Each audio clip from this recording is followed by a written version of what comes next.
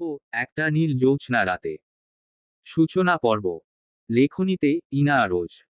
আচমকা নিজের গালে থাপ্পড় অনুভব হওয়ার সঙ্গে সঙ্গেই সামনে তাকাতেই ভয় আর্স্ট হয়ে গেল আয়াত। ভয়ে গালে হাত দিয়ে চোখ মুখ খিচে বন্ধ করে নিল, বার কয়েক শুকনো ঢোক গিলল, মনে মনে নিজেকে সান্ত্বনা দিতে থাকলো যা দেখছে তা তার মনের ভুল। ধুরু ধুরু বুকে চোখ খুলল, খুলেই আরেক ধাপ অজ্ঞান হওয়ার উপক্রম। রাগে জর্জরিত দুটো চোখ মেলে তার সামনে দাঁড়িয়ে আছে তার জম। আকস্মিক আরেকটা থাপ্পড় খেতেই টনক নড়ল তার।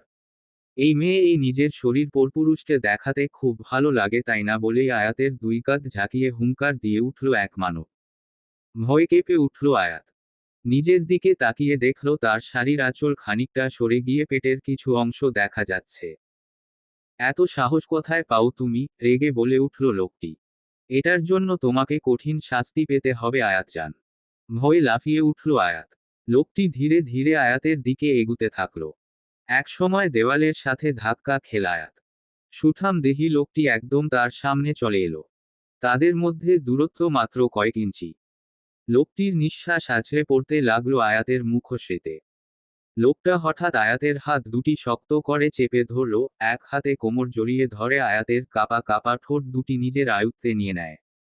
গভীরভাবে স্পর্শ করে আয়াতের কোমর। কেঁপে ওঠে আয়াত। লোকটা এতটাই মগ্ন যে আয়াতের নিঃশ্বাস বন্ধ হওয়ার উপক্রম। ধীরে ধীরে চুমুর বদলে কামড় দিতে থাকে। ব্যথায় কেঁদে দেয় আয়াত। সেই দিকে কোন ভ্রুক্ষেপ নেই লোকটির। প্রায় 5 মিনিট পরে শব্দ করে চুমু দিয়ে ছেড়ে দেয় আয়াতকে। জোরে জোরে নিঃশ্বাস নিতে থাকে আয়াত। আয়াতের হাত ছেড়ে দিয়ে দুই হাতে আয়াতের গাল ধরে লোকটি। কপালে কপাল ঠেকিয়ে ধীরে ধীরে বলতে থাকে, এটা হচ্ছে আমার জিনিস, আরেকজনকে দেখানোর শাস্তি। আমাকে ছেড়ে যাওয়ার শাস্তি এখনো বাকি আছে। বলেই কপালে একটা গাঢ় চুম্বন করেই ছেড়ে দেয়। ভয়ে জোরসড় হয়ে দাঁড়িয়ে আছে আয়াত। খানিকক্ষণ আয়াতের ভীত মুখের দিকে তাকিয়ে থেকে লোকটা বলে উঠে, কি ভেবেছিলে আমার থেকে পালিয়ে যাবে? তোমার এই স্বপ্ন কখনোই পূরণ হবে না আয়াতজান। তুমি যেখানেই যাবে না কেন এই আমি তোমাকে ঠিক খুঁজে বের করব। ভারী পুরুষালী কণ্ঠস্বর কানে যেতেই ডুকরে উঠল আয়াত। এই ভয়টাই তো পেয়েছিল এতদিন, তাই তো এমন লুকিয়ে লুকিয়ে ছিল, কিন্তু লাভ হলো না, ঠিক ধরা পড়েই গেল। এইবার কি হবে তার? কিভাবে পালাবে সে? না পালাতে পারলে কি হবে তার সাথে ভেবেই আবার ডুকরে কেঁদে উঠে আয়াত। এসব ভাবনার মাঝেই হঠাৎ হাতে টান অনুভব হওয়ায় সামনে তাকাতেই দেখল লোকটা তাকে টেনে হিঁচড়ে গাড়িতে তুলছে। গাড়ি চলতে লাগলো আপন গতিতে, পিনপতন নীরবতা ভেঙ্গে ভয়ে ভয়ে ধীর কণ্ঠে বলে উঠল আয়াত, কোথায় যাচ্ছি? লোকটি একবার তাকালো আয়াতের দিকে, কিছু একটা ভাবলো ভেবেই ঠোঁটের কোণে বাঁকা হাসি ঝুলিয়ে আবার সামনে তাকিয়ে গাড়ি চালানোয় মনোযোগ দিল। তা দেখেই রেগে গেল আয়াত, নিজেকে ধাতস্থ করে সন্তর্পণে আবার জিজ্ঞেস করল। ঠোঁটের কোণে বাঁকা হাসি ঝুলিয়েই লোকটা বলল, বিয়ে করতে। এহেন কথায় চিৎকার দিয়ে কেঁদে উঠল আয়াত। হাত পা ছোড়াছুড়ি করা শুরু করে দিল। আমি আপনাকে বিয়ে করব না, আপনি একটা বদলোক, একটা খুনি। আপনার মতো অমানুষকে আমি বিয়ে করব না। প্রয়োজনে নিজের জীবন দিয়ে দিব, তাও আপনাকে আমি বিয়ে করব না। আচমকা থেমে গেল গাড়ি। চোয়াল শক্ত হয়ে গেল মানবটির। স্টিয়ারিংয়ে হাত রেখে চোখ বন্ধ করে নিল, বড় বড় নিঃশ্বাস নিয়ে রাগ সংবরণ করার চেষ্টা করল। ঘাড় কাত করে তাকালো আয়াতের দিকে। লোকটার ঘোলাটে নীল চোখে চোখ পড়তেই আঁতকে উঠল আয়াত। ভয় দমে গেল। বাঁকা হেসে লোকটি বলল, বিয়ে তো তোমাকে আমাকেই করতে হবে আয়াতজান, আর সেটা আজকেই। কান্নার বেগ বেড়ে গেল আয়াতের। নিজেকে দুনিয়ার সবচেয়ে অসহায় মনে হলো। শেষ রক্ষা হলো না আর তার। শেষমেশ বিয়ে হয়েই গেল। গাড়িতে উঠে বসল দুজনেই। আয়াত জানালার বাহিরে শূন্যে দৃষ্টিতে তাকিয়ে রইল। চোখ দিয়ে বয়ে যাচ্ছে অজস্র বাড়িধারা। আজকে আর থামার নয়, থামবেই বা কি করে? নিজের হাতে নিজের জীবন শেষ করে দিল সে। কি জবাব দিবে তার মা বাবাকে? এই মুখ নিয়ে কিভাবে দাঁড়াবে তাদের সামনে? ভাবতেই গা শিউরে উঠল তার। কান্নার বেগ বাড়তে লাগলো। তার পাশেই একমনে তার দিকেই তাকিয়ে আছে মহামানবটি, মুখে তার জয়ের হাসি। স্থির দৃষ্টিতে দেখে চলেছে তার আয়াত জানকে। তার জীবনের সবচেয়ে মূল্যবান জিনিস তার আয়াত জান এখন তার, এটা ভাবতেই চওড়া হলো তার হাসি। চোখ সরিয়ে গাড়ি চালানোতে মনোযোগ দিল। রেস্টুরেন্টে আয়াত ও তার ফ্রেন্ডরা মিলে ট্রুথ এন্ড ডেয়ার খেলায় ব্যস্ত। এবার পালা আয়াতের। ট্রুথ নিতে চাইলে পাশে থেকে তানহা বলে ওঠে, এইবার তোকে ডেয়ার নিতেই হবে। আমরা তোর ব্যাপারে সব জানি, তাই নতুন করে জিজ্ঞেস করার কিছু নেই। সবার জোরাজুরিতে অগত্যা তাকে ডেয়ার নিতে হলো। পাশে রনি, নিতিন, মারিয়া ও তানহা একে অপরের সাথে কথা বলে ঠিক করে নেয় কি ডেয়ার দেয়া যায়। হঠাৎ নিতিন আয়াতের দিকে একটা ফুল এগিয়ে দিয়ে আয়াতকে ইশারায় সামনে তাকাতে বলে। তাদের থেকে 3 টেবিল দূরে উল্টো পাশে ফেরা এক ব্যক্তিকে দেখতে পায় যে ফোনে কথা বলতে ব্যস্ত। পাশ থেকে মারিয়া বলে ওঠে, তোকে ওই লোকটাকে গিয়ে প্রপোজ করতে হবে। আয়াত না করে দেয়, কিন্তু শেষ রক্ষা আর হয় না। একমতে তাকে ধাক্কা দিয়ে পাঠানো হয় লোকটার কাছে। ধীরে ধীরে লোকটার পিছনে গিয়ে দাঁড়ায় আয়াত। এই যে শুনছেন, আমি আপনাকে ভালোবাসি, আপনার সাথে প্রেম করতে চাই। হঠাৎ এরকম কথা শুনে ভ্রু কুঁচকে পিছনে ফিরে তাকায় লোকটি। পিছনে ফিরেই দেখতে পায় একটা মেয়ে তার দিকে ফুল নিয়ে দাঁড়িয়ে আছে। লোকটা আয়াতের মাথা থেকে পা পর্যন্ত একবার দেখে নেয়। মাঝারি লম্বা সাইজের একটা মেয়ে, উচ্চতা 5 ফুট 2 কিংবা 5 ফুট 3 ইঞ্চি হবে। ফর্সা গায়ের রং, হাত দিলে লাল হয়ে যাবে। গোল গোল দুটি মায়াবী চোখ, বড় বড় চোখের পাপড়ি যেটা মৃদু কাঁপছে। হঠাৎ দেখে যে কেউই বলবে এই চোখের দিকে তাকিয়ে গোটা এক জীবন কাটিয়ে দেওয়া কোন ব্যাপার না। সমুদ্রের মতো গভীর চোখের কি শান্ত চাহনি। গোলাপি রাঙ্গা দুটি ঠোঁট, ফুলকো ফুলকো দুটি গাল, যেটা এই মুহূর্তে লাল রং ধারণ করেছে। গালের মাঝে একটা কুচকুচে কালো তিল, যেটা খুব সহজেই কাউকে আকর্ষণ করতে পারে। কোমরের নিচ পর্যন্ত ঝুলানো লম্বা চুল, গায়ে কালো রঙের একটা লং কুর্তি ও এঙ্কেল লেন্থ প্যান্ট, এক পাশে ওড়না ঝুলানো। লোকটি এক ধ্যানে আয়াতের দিকে তাকিয়ে পর্যবেক্ষণ করে চলেছে। অপ্রস্তুত হয়ে পড়ে আয়াত। হঠাৎ ফোনের অপর পাশে থাকা ব্যক্তির কথায় ধ্যান ভাঙে লোকটির। একটু পরে কল দিচ্ছি বলে কেটে দেয়। আয়াতের দিকে তাকিয়ে লোকটি বলে ওঠে, কি চাই? লোকটির ভ্রু কুচকানো চোখের দিকে তাকিয়ে খানিক অপ্রস্তুত হয়ে যায় আয়াত। ধীরে ধীরে বলে, আমি আপনাকে ভালোবাসি বলেই চোখ বন্ধ করে নেয়। তো? লোকটির এমন খাপছাড়া কথায় দ্রুত চোখ খুলে আয়াত। দেখে লোকটি তার দিকে ভ্রু কুঁচকে তাকিয়ে আছে। আয়াত এবার বলে ওঠে, আমি আপনার সাথে প্রেম করতে চাই। যাকে তাকেই দেখলে প্রেম করতে মন চায় নাকি? আপনাকে দেখে তো সুবিধার মনে হচ্ছে না। লোকটির এমন উদ্ভট কথায় রেগে লাল হয়ে যায় আয়াত। ফুলটা ফ্লোরে পেলে একটু এগিয়ে যায় লোকটির দিকে। আঙ্গুল উঁচিয়ে বলতে থাকে, দেখুন মিস্টার, আমার আপনার প্রতি কোন ইন্টারেস্ট নেই। আমি আপনার সাথে প্রেম করতে চাই না। ওই যে দেখছেন দূরে 4টা ছেলে মেয়ে দাঁড়িয়ে আছে, ওরা আমার ফ্রেন্ড। আমরা মূলত ট্রুথ এন্ড ডেয়ার খেলছিলাম, আর ওরাই আমাকে এই ডেয়ারটা দেয়। আপনার সাথে প্রেম তো দূরের কথা, আপনার মুখ দেখতেই বয়ে গেছে আমার। বলেই হনহনিয়ে বেরিয়ে যায় আয়াত। আয়াতকে বেরিয়ে যেতে দেখে তার বন্ধুরাও ধীরে ধীরে তার পিছন পিছন চলে যায়। চোখ বন্ধ করে ঘন ঘন দুটি নিঃশ্বাস নেয় লোকটি। মূলত সে রাগ সংবরণ করার চেষ্টা করছে। এরপর সেও বেরিয়ে যায়। ইয়ানা চৌধুরী আয়াত। মেডিকেলে প্রথম বর্ষের ছাত্রী। বাবা আতিক চৌধুরী একজন নামকরা ডাক্তার। আর মা রোমানা চৌধুরী একজন স্কুল শিক্ষক। এক ভাই এক বোন। ছোট ভাই ক্লাস 7-এ পড়ে, নাম আহিল চৌধুরী। 4 জনের ছোট ফ্যামিলি, ঢাকাতেই থাকে। গ্রামের বাড়ি নীলফামারী। বাবা মায়ের অতি আদরের সন্তান, পড়ালেখায় অত্যন্ত মেধাবী একজন ছাত্রী। ভবিষ্যতে বাবার মতো একজন ডাক্তার হতে চায়। তাদের 5 জনের একটি ফ্রেন্ড গ্রুপ আছে। কিন্তু সবচেয়ে কাছের বন্ধু তানহা শেখ। বোনের মতো মিল তাদের। প্রথম দেখায় সবাই বন্ধু কম, বোন বেশি সম্বোধন করবে। একজন আরেকজনকে চোখে হারায়। তানহা শেখের বড় ভাই রায়হান শেখ গত 3 বছর যাবৎ আয়াতের পিছনে পড়ে আছে। সেদিকে কোন ভ্রুক্ষেপ নেই তার। পাত্তা না দিয়ে ভাই হিসেবে সম্বোধন করে। যথাসম্ভব এড়িয়ে চলার চেষ্টা করে। কোন ধরনের কোন ছেলের সাথে সম্পর্ক নেই, শুধুমাত্র দুটো বন্ধু ছাড়া। অপরদিকে সায়ান ইতিজা জিলাফ, একজন সফল বিজনেসম্যান। দেশে বিদেশে তার খ্যাতির কোন শেষ নেই। লম্বা 6 ফুট, সুঠাম দেহি একজন পুরুষ। ঘাড় ছুঁই ছুঁই লম্বা চুল, পিছন দিকে ব্যাগ ব্রাশ করা। হালকা ঘোলাটে দুটো নীল চোখ, গভীর শান্ত চাহনি। এই চোখে বেশিক্ষণ তাকিয়ে থাকার দুঃসাহস কারণেই। তীক্ষ্ণ চোয়াল ব্লেডের মতো দাঁড়ালো। পাতলা দুটি ঠোঁট, এই ঠোঁটে সব সময় লেগে থাকে রহস্যজনক হাসি। 27 বছর বয়সী এই যুবক অনেকের আইডল। হাজার হাজার মেয়েদের ক্রাশ বয়। সায়ান। ইতিজাজ বলতে সকলেই অজ্ঞান।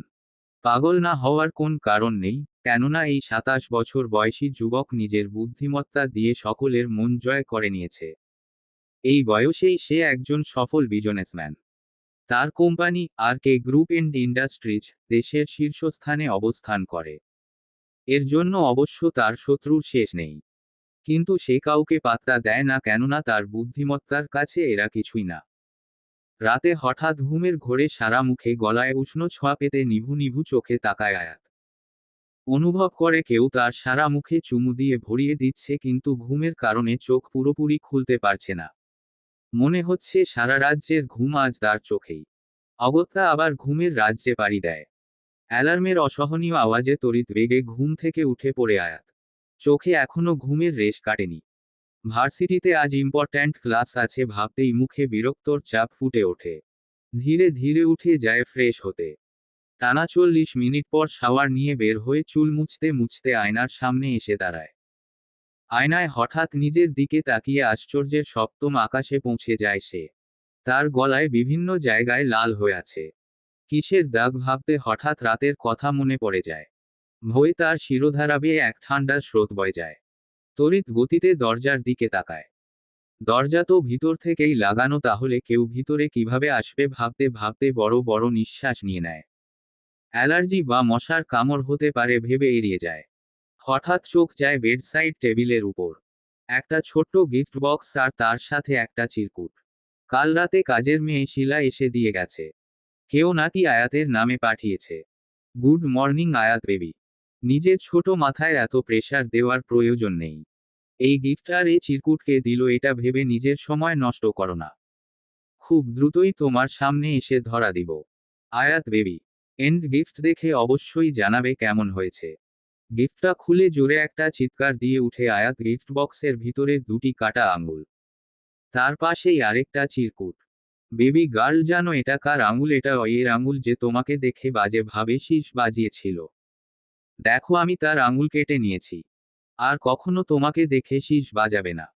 তৎক্ষণাৎ আয়াতের কালকের কথা মনে পড়ে যায়। কালকে সে যখন ভার্সিটি থেকে বাড়ির দিকের রাস্তা দিয়ে হেঁটে আসছিল, তখনই রাস্তার পার থেকে কয়েকটা ছেলে তার দিকে কুনজরে তাকিয়েছিল।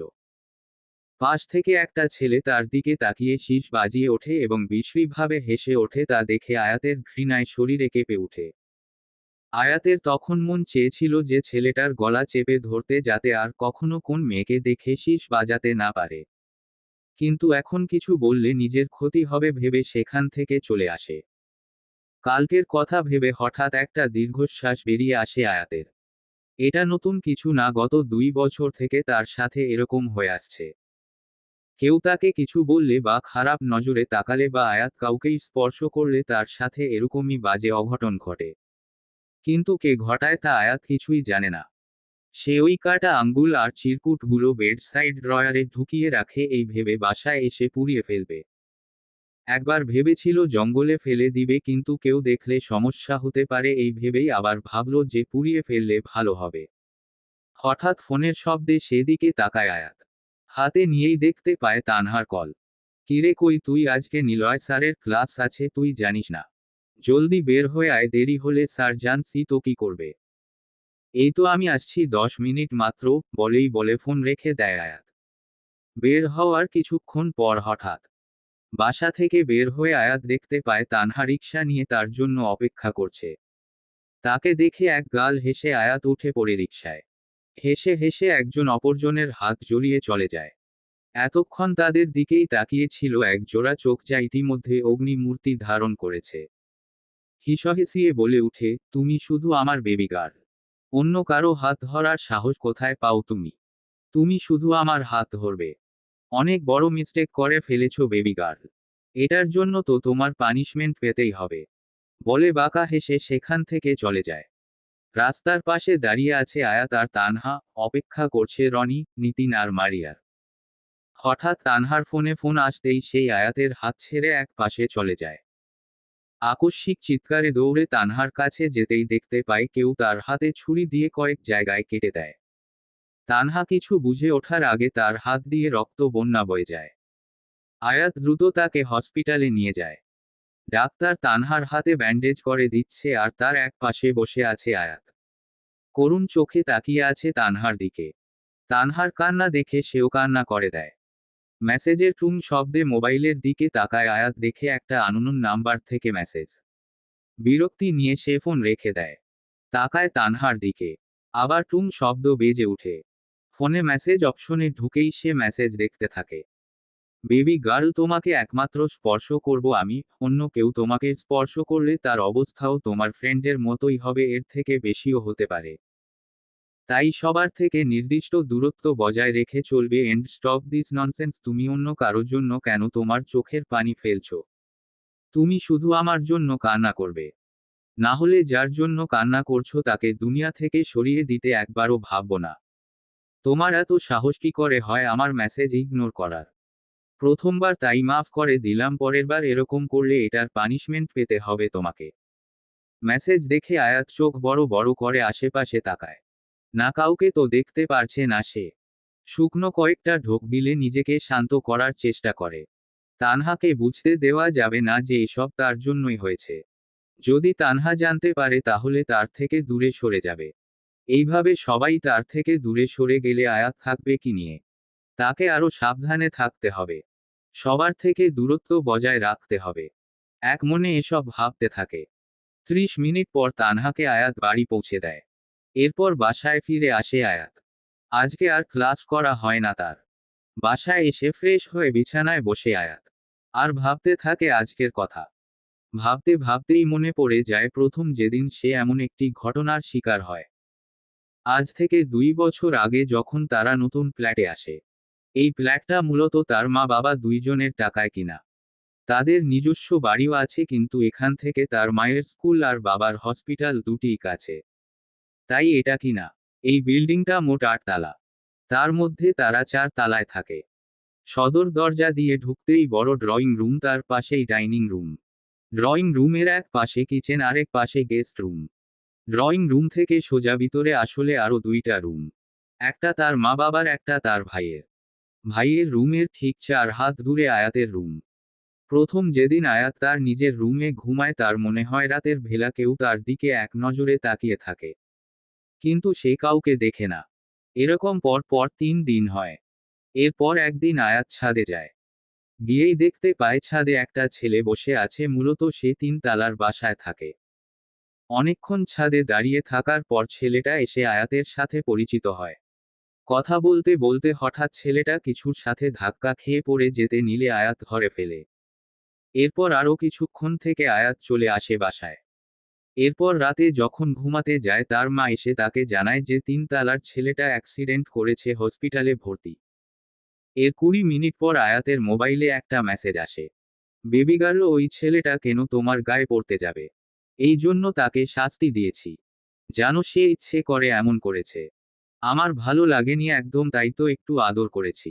ভালো করেছি না বলো? মেসেজ দেখেই কান্না করে দেয় আয়াত। ভয়ে সারা রাত ঘুমাতে পারেনি। এরপর থেকে এখনো তাকে এইসব সয়ে যেতে হচ্ছে। কে তাকে এমন ফলো করে, কে হতে পারে? তার তো এমন কেউ নেই। আর এরকম সবার ক্ষতি কেন করছে? তাকে সাবধানে চলতে হবে। চোখ কান খোলা রাখতে হবে, কেউ যদি তার পরিবারের ক্ষতি করে দেয় না। মাথা ধরে যায় তার। এসব ভাবতে ভাবতেই ঘুমিয়ে যায় আয়াত। কলিং বেলের আওয়াজে ঘুম ভেঙে যায় আয়াতের। মাথায় হাত দিয়ে উঠে পড়ে সে। খিদে পেটের ভিতর ইঁদুর দৌড়াদৌড়ি করছে। সকাল থেকে আর কিছু পেটে পড়েনি। তাই আর না ঘুমিয়ে উঠে পড়ে। কাজের মেয়ে শিলা গিয়ে দরজা খুলে দেয়। খুলে দিতেই বাসায় ঢুকে রোমানা। আয়াতকে বাসায় দেখে জিজ্ঞেস করে, আতুমা তুমি বাসায় কি করছো? আজকে না তোমার ক্লাস ছিল? হ্যাঁ মা, রাস্তা দিয়ে যাওয়ার সময় তানহা হঠাৎ হাতে ব্যথা পায়, তার জন্য তাকে হসপিটালে নিয়ে যাই। এই জন্য আর কলেজে যাওয়া হয় না। উত্তেজিত হয়ে রোমানা জিজ্ঞেস করেন, কিভাবে হলো? তোমার কিছু হয়নি তো? আয়াত বুঝতে পারে তার মা উত্তেজিত হচ্ছে, সেজন্যই বলে, না, আমার কিছু হয়নি। রিকশার সাথে বাড়ি খেয়ে সামান্য একটু হাত কেটে গেছে তানহার, তাই হসপিটালে নিয়ে যাই। আর তাছাড়া এমনিতেই ক্লাসে যেতে দেরি হয়ে যায়, তাই বাড়িতে চলে আসি। এরপর শিলাকে বলে আমার খিদে লেগেছে, আমাকে খাবার দাও। রোমানা বেগম ফ্রেশ হয়ে এসে আয়াতের সাথে খেতে বসে পড়ে। খাওয়া দাওয়া শেষ করে আয়াত রুমে চলে যায়। রুমে গিয়ে বই নিয়ে বসে পড়ে। হঠাৎ খাট কাঁপাকাঁপিতে সে ধরপড়িয়ে ওঠে। খাট কাঁপার উৎস খুঁজতেই সে দেখতে পায় তার ফোন সে কখন থেকেই বেজে চলছে। বইয়ে গভীর মনোযোগ থাকায় এতক্ষণ খেয়াল করেনি। এরপর কলটা রিসিভ করে কানে নেয়। হ্যালো, হ্যালো, কে বলছেন? হ্যালো। এইবার কল কেটে দেয় আয়াত। ফোন রেখে আবার বইয়ে মনোযোগ দেয় আয়াত। বই পড়তে পড়তে রাত হয়ে যায়। আয়াত ডিনার করে কিছুক্ষণ তার ভাইয়ের সাথে গল্প করে রুমে এসে পড়ে। কফি খেতে খেতে এলমেলো পায়ে বারান্দায় এগিয়ে যায়। পরনে একটা লং টপস আর প্লাজো। চুলগুলো ছাড়ানো। আয়াতের বারান্দা অনেক সুন্দর করে সাজানো। খোলা বারান্দা। এক পাশ জুড়ে হরেক রকমের ফুল। অপর পাশে একটা দোলনা। তার ঠিক ডান পাশে দেওয়ালে কিছু ক্রাফট ঝুলানো। কর্নারে ছোট একটা কেবিনেট। তার উপর কয়েকটা ফুলের টব। খোলা আকাশ দেখা যায়। আকাশে কি সুন্দর চাঁদ। সে মাঝে মাঝেই এখানে চন্দ্রবিলাস করতে আসে। চাঁদের আলো গায়ে মাখাতে কার না ভালো লাগে। নিচে রাস্তা। এই রাস্তায় মানুষ তেমন চলাচল করে না। একদম নিরিবিলি পরিবেশ। বারান্দায় এলেই ফুলের মিষ্টি সুবাস আর স্নিগ্ধ বাতাসে মন ভালো হয়ে যায়। আয়াত রেলিং ধরে দাঁড়িয়ে আছে। হঠাৎ কানে আসে কারো কোমল কণ্ঠস্বর। তোমার নরম কাতর হাত। আমার দিনের মতো রাত। তুমি ঝিনুক কুড়াও যদি। আমি হব শান্ত নদী। আমার আসার সময় হলে। তুমি হাত ফসকে গেলে। তোমার যাওয়ার পায়তারা।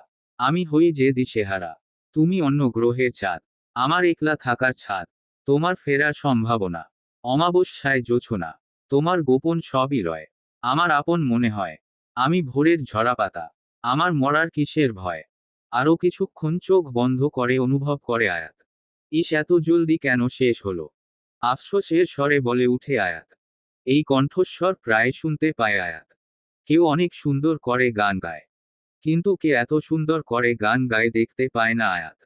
আয়াতের অনেক ইচ্ছে কখনো এই মানুষকে একবার হলেও দেখার। ঈশ্বর, যার কণ্ঠস্বর এত সুন্দর, না জানি সেই মানুষটা কত সুন্দর। ভাবতে ভাবতেই রুমে চলে আসে আয়াত।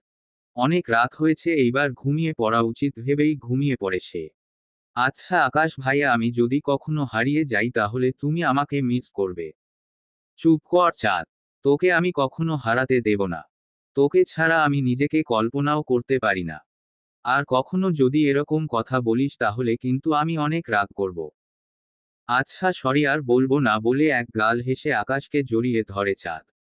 হঠাৎ চাঁদের কিছু মনে পড়ে যাওয়ায় লাফিয়ে উঠে। আকাশ চোখ তুলে জিজ্ঞেস করে, কি হয়েছে? আকাশ ভাইয়া, ওই যে দেখো দূরে কতগুলো ফুল। কি সুন্দর লাগছে, আমাকে এনে দাও না প্লিজ।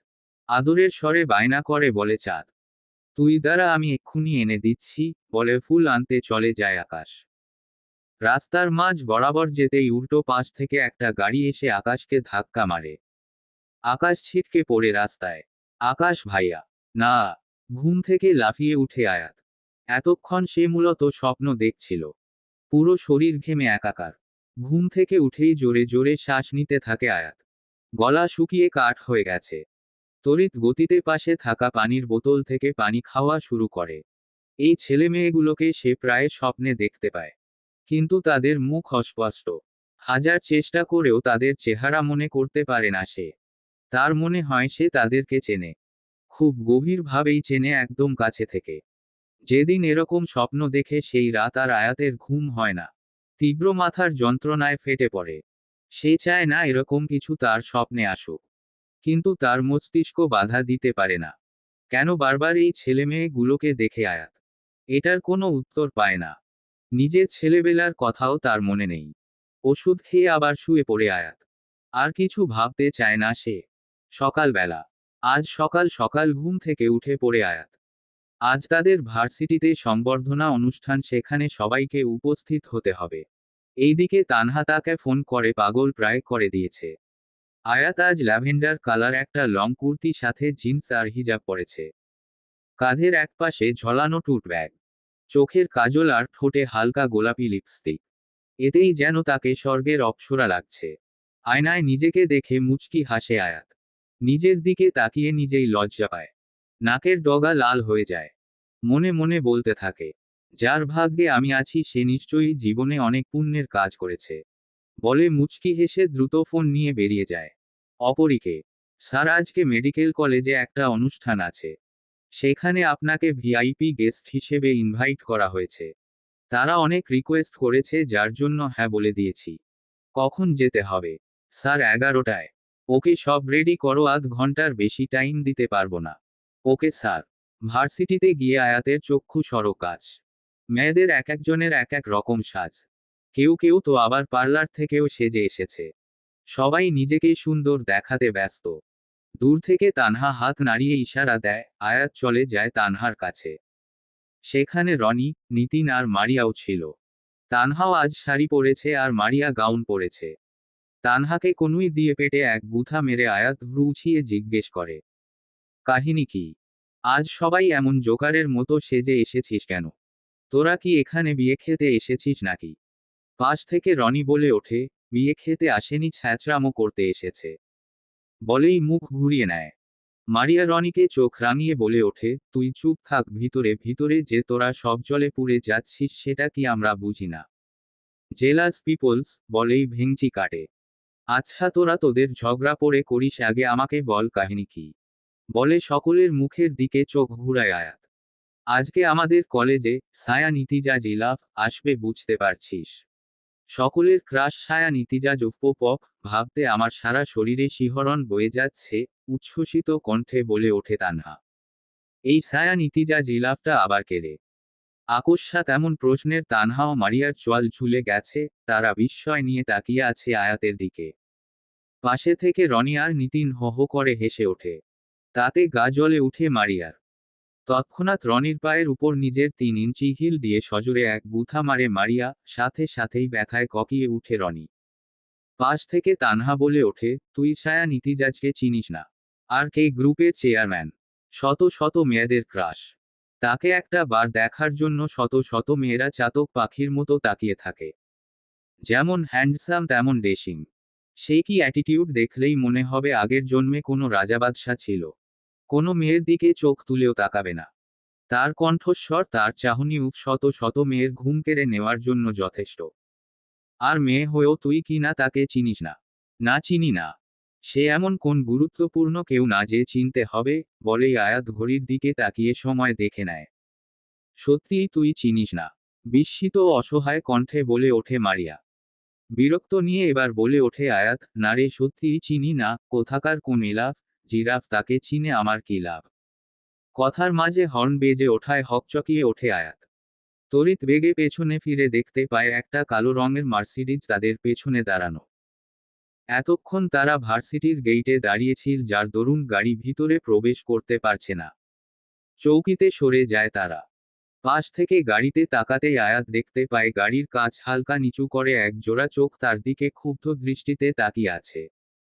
সে তাকাতেই চোখ সরিয়ে নেয় আগন্তুক। হুড়মুড়িয়ে সবাই এসে গাড়িকে ঘিরে ধরে, ইলাফ ইলাফ বলে চারদিক থেকে আওয়াজ আসছে। প্রেসের লোক ছবি তুলতে ব্যস্ত। আয়াত বুঝতে পারে ওই ইলাফ লোকটা চলে এসেছে। তার মানে গাড়ির ভিতর এটা ইলাফ ছিল। তার সব কথা শুনে ফেলেছে। তাই হয়তো এইভাবে তাকিয়েছিল। ভেবেই নিজের মাথায় নিজে টোকা মারে। পরক্ষণে আবার নিজেকে শান্ত করে বলতে থাকে, শুনলে কি হয়েছে, সত্যিই তো আমি তাকে চিনি না। আর তাকে চেনার কোন প্রয়োজনও নেই। বলে দ্রুততার সঙ্গে সে স্থান ত্যাগ করে ভার্সিটির ভিতর ঢুকে পড়ে। গেটে প্রশ্নোত্তর পর্ব শেষ করে প্রায় 5 মিনিট পর ভেতরে প্রবেশ করে ইলাফ। ইলাফ আসার উপলক্ষে খুব সুন্দর করে সাজানো হয়েছে। এক পাশে চেয়ার দিয়ে ডেকোরেট করা। তার সামনে বরাবর একটা স্টেজ। সেখানে হরেক রকমের ফুল দিয়ে সাজানো হয়েছে। স্টেজে আসতে গেলে একটা গেট পেরোতে হয়। সেটা লাল সাদা বেলুন দিয়ে খুব সুন্দর করে সাজানো। সাজ দেখে বোঝাই যাচ্ছে যে খুব যত্ন সহকারী সাজানো হয়েছে, কোনো ত্রুটি রাখতে চায়নি। ইলাফকে স্টেজে ফুল নিয়ে বরণ করার দায়িত্ব পড়েছে আয়াতের। যেহেতু সে একজন টপার। আর আয়াতের বাবাও এখানে গেস্ট হিসেবে এসেছেন। ফুল নিয়ে স্টেজের সামনে দাঁড়িয়ে আছে আয়াত। চোখে মুখে তার বিরক্তি ফুটে উঠেছে। সে করতে চায়নি। কিন্তু প্রিন্সিপাল জোর করেই তার হাতে ধরিয়ে দিয়েছে। পাশে থেকে কয়েকটা মেয়ে তার দিকে রক্তচক্ষু নিয়ে তাকিয়ে আছে। যেন এক্ষুনি খেয়ে ফেলবে তাকে। মূলত আয়াতকে বরণ করার দায়িত্ব দেয়ায় তাদের এই রাগ। এতক্ষণ তাদের দিকে তাকিয়ে ছিল আয়াত, চেঁচামেচিতে সামনের দিকে তাকায়। হঠাৎ কয়েকটা হার্টবিট মিস করে সে। পরনে ব্ল্যাক কালার ব্লেজার, তার সাথে ম্যাচিং প্যান্ট, চোখে সানগ্লাস, হাতে মোটা ডালের ঘড়ি। এক হাত পকেটে গুজে আরেক হাতে ফোন চালাতে চালাতে তার দিকে এগিয়ে আসছে ইলাফ। মুখে হালকা তির্যক হাসি। হাউ ম্যানলি, মনে মনে বলে উঠে আয়াত। হঠাৎ খেয়াল করে ইলাফ একদম তার সামনে চলে এসেছে। এইভাবে নির্লজ্জের মতো তার দিকে তাকিয়ে থাকায় নিজেই নিজেকে গালাগাল দিতে থাকে। সোজা হয়ে নিজেকে ঠিক করে নেয়, ফুল এগিয়ে দেয়। ম্যানেজার কি ইশারায় ফুল নিতে বলে আয়াতকে পাশ কাটিয়ে স্টেজে চলে যায় ইলাফ। ম্যানেজার এসে ফুল হাতে নেয়। এরূপ ইগনোর করাই রাগে জ্বলে উঠে আয়াত। তৎক্ষণাৎ চলে যায় সেখান থেকে। স্টেজ থেকে দূরে প্রায় 4 সারি পরে কর্নারের একটি চেয়ারে বসে পড়ে আয়াত। বসে বসে আরাম করে চকলেট খাচ্ছে। ইলাফ স্টেজে বসে আছে, চোখ তার ফোনে নিবন্ধ। ইলাফের দিকে তাকিয়ে চকলেট খাচ্ছে আয়াত। এত ঢঙের কি আছে, নিজেকে একদম বিশ্ব সুন্দর মনে করে জিরাফ কোথাকার। আয়াত ইলাফের দিকে তাকিয়ে এসব ভাবছে। হঠাৎ করে আয়াতের দিকে তাকায় ইলাফ। এরকম আকস্মাৎ তাকানোতে ভড়কে যায় আয়াত। ইলাফ এমন ভাবে তার দিকে তাকায় যেন সে জানতো আয়াত এখানেই বসে আছে। আশেপাশে কোন দিকে না তাকিয়ে ফোন থেকে হঠাৎ চোখ তুলে আয়াতের দিকে তাকানো দেখে আয়াতের শিরোধারা বেয়ে এক শীতল স্রোত বয়ে যায়। ইলাফের শান্ত চোখের দিকে তাকিয়ে আছে আয়াত। তার ভেতরে সমুদ্রের মতো উথাল পাথাল ঢেউ। হৃদয়ের দ্রিম দ্রিম আওয়াজ তার কান পর্যন্ত পৌঁছে গেছে। কি আছে এই চাহনিতে বুঝতে চেষ্টা করে আয়াত। না, কিছুই বুঝতে পারছে না সে। বেশিক্ষণ তাকিয়ে থাকতে পারল না আর আয়াত। মনে হতে লাগলো সে সমুদ্রের গভীরে তলিয়ে যাচ্ছে। ফোনের টুং শব্দে ধ্যান ভাঙ্গে আয়াতের। এভাবে তাকিয়ে থেকো না বেবি গার্ল। তোমার ভুলের মাসুল পরে ওই নির্দোষ লোকটাকে পেতে হবে। আর তাছাড়া তুমি কোন সাহসে ওই লোককে ফুল দিয়েছ? আমি অনেক কষ্ট পেয়েছি বেবি গার্ল। বুকের ভিতর আগুন জ্বলছে। ওই লোককে আমি ছাড়ব না। তুমি প্লিজ ওই লোকের দিকে এরকম ড্যাব ড্যাব করে তাকিয়ে থেকো না। তাহলে এর জন্য তাকে অনেক কষ্ট পেতে হবে। মেসেজ দেখে একটা গভীর দীর্ঘশ্বাস ছাড়ে আয়াত। আশেপাশে তাকিয়ে একবার চোখ বুলিয়ে নেয়। না, কাউকে সেরকম চোখে পড়ছে না। কেন তার সাথে এমন হতে হবে, এ কোন সাইকোর পাল্লায় পড়ল সে? ভাবতেই আরেকটা দীর্ঘশ্বাস বেরিয়ে আসে। স্টেজে উঠে মায়ে 2 মিনিটের মতো কথা বলে ইলাফ। হাই হ্যালো করে সবাইকে 2-3টা মোটিভেশন দিয়েই নেমে পড়ে সে। অপ্রয়োজনীয় কথা বলতে পছন্দ করে না ইলাফ। যতটুকু একদম না বললেই নয় ততটুকুই বলে। স্টেজ থেকে নেমে একটা ইম্পর্ট্যান্ট মিটিং আছে বলে বেরিয়ে যায় ইলাফ। বেরোতে অবশ্য তাকে অনেক বেগ পেতে হয়েছে। মেয়েরা তাকে যেভাবে ঘিরে ধরেছে তার থেকে ছাড়া পেতে কিছুটা সময় লেগে গেছে।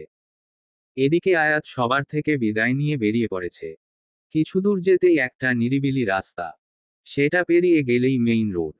রাস্তার দুপাশে সারি সারি গাছ। অন্যান্য রাস্তা থেকে এদিকে মানুষ যাতায়াত অনেকটাই কম। আয়াত আপন মনে হেঁটে যাচ্ছে। কিছুটা সামনে যেতে একজন লোক এসে তার সামনে দাঁড়ায়। ইশারায় তাকে একটা গাড়ি দেখিয়ে বলে, আপনাকে বসো, যেতে বলেছে। কেন? আর কে যেতে বলেছে? গেলে দেখতে পাবেন ম্যাম, আসুন। আমি কেন যাব? যাব না আমি। আপনি কি মেডিকেল কলেজের স্টুডেন্ট? জি। আমার বসের হাত কেটে গেছে। হাতে ছুরির আঘাত লেগেছে। পার্সোনাল কিছু কারণে এখন তাকে হসপিটাল নেওয়া যাবে না। তাই আপনাকে দেখতে পেয়ে ডাক দিলাম। ড্রাইভারের কথা শুনে এগিয়ে যায় আয়াত। যেতেই দরজা খুলে ড্রাইভার। আয়াত ভেতরে ঢুকতেই দরজা আটকে যায়। একটু ভয় পেয়ে যায় আয়াত। এটা বুঝতে দেওয়া যাবে না ভেবেই আবার স্বাভাবিক হওয়ার চেষ্টা করে। সামনে তাকিয়ে দেখতে পায় ইলাফ। এতক্ষণ ইলাফ আয়াতের দিকেই তাকিয়ে ছিল। আয়াত তাকানোর সাথে সাথে চোখ ফিরিয়ে নেয়। আয়াত কিছুক্ষণ ইলাফের দিকে তাকিয়ে থেকে ধীর কণ্ঠে বলে ওঠে, হাতটা দিন। ইলাফ হাত এগিয়ে দেয়। আয়াত উল্টেপাল্টে বিজ্ঞদের মতো কিছুক্ষণ পর্যবেক্ষণ করে। রক্ত পড়ছে, রক্ত থামাতে হবে আগে। এরপর রক্ত বন্ধ করে কিছুক্ষণ তাকিয়ে থাকে হাতের দিকে। আপনার ক্ষত অনেক গভীর, হসপিটাল যাওয়া উচিত। যেতে পারবো না দেখেই আপনাকে ডেকেছি। নির্লিপ্ততা জবাব ইলাফের। আপাতত আমার কাছে বেশি কিছু নেই, যা আছে তাই দিয়ে ব্যান্ডেজ করে দিচ্ছি। ওকে। মলম লাগানোর সাথে সাথে ইলফ একটু কেঁপে উঠে। মুখ গোল করে করে কাটা জায়গায় ফু দিতে থাকে আয়াত। মানুষের এরকম সাইকো আশিক থাকে, আপনাকে না দেখলে জানতাম না। হঠাৎ এরকম গম্ভীর আওয়াজে মুখ তুলে তাকায় আয়াত। ইলাফ নিষ্পলক তাকিয়ে আছে তার দিকে। মানে, মানেটা খুব সহজ, ইয়ানা চৌধুরী আয়াত। ইলাফের মুখে নিজের নাম শুনে চমকে উঠে আয়াত। আপনি আমার নাম কিভাবে জানলেন? যার এরকম একটা সাইকো প্রেমিক থাকে তার নাম জানা অস্বাভাবিক কিছু না। আয়াত এখনো ইলাফের দিকে তাকিয়ে আছে। সেই মূলত বোঝার চেষ্টা করছে ইলাফ কি বলতে চাইছে। যা বলার স্পষ্ট করে বলুন, দৃঢ় কণ্ঠে বলে উঠে আয়াত। আপনি জানেন আমার এই অবস্থা আপনার প্রেমিক করেছে। আয়াত বিস্ময়ের চরম সীমানায় পৌঁছে যায়। কি যা তা বলছেন, আমার প্রেমিক আসবে কোত্থেকে? ইলাফ নিজের ফোনে একটি ছবি দেখায় আয়াতকে, সাথে একটা মেসেজ। আমার বেবি গার্ল এর হাত থেকে ফুল নেওয়ার অনেক শখ, তাই না? এই যাত্রায় বেঁচে গিয়েছিস, পরের বার আর এই সুযোগটা পাবি না। আয়াত শুধু আমার, ইয়ানা চৌধুরী আয়াত শুধু আমার। মেসেজ পড়ে ছবির দিকে তাকায় আয়াত। স্পষ্ট সেখানে তাকে দেখা যাচ্ছে, ফুল নিয়ে ইলাফের জন্য দাঁড়িয়ে আছে। বোঝা যাচ্ছে কেউ গোপনে ছবিটি তুলেছে। এসব দেখে আয়তের মাথায় যেন বাজ পড়ল। কি বলবে সে এখন? তার জন্য নির্দোষ মানুষরা এভাবে কষ্ট পায়। আমি কিছু জানি না, আমি চিনি না তাকে, বলে ইলাফের দিকে তাকায় আয়াত। আমি দুঃখিত, আমার জন্য আপনার এই অবস্থা, সরি। আবার বলে উঠে আয়াত। আরে আরে রিল্যাক্স। আমি আপনার সরি অ্যাকসেপ্ট করতে পারি একটা শর্তে, যদি কালকেও আপনি আমার হাত ড্রেসিং করে দেন। না, আমি পারবো না। না পারলে আমি পুলিশে কমপ্লেইন করব যে আপনার জন্য আমার উপর অ্যাটাক হয়েছে। অগত্যা রাজি হয়ে যায় আয়াত। গাড়ি থেকে নামতে যাবে ঠিক তখনই কিছু একটা ভেবে তড়িৎ বেগে আবার পিছনে তাকায়। ইলাফ তার দিকেই তাকিয়ে আছে।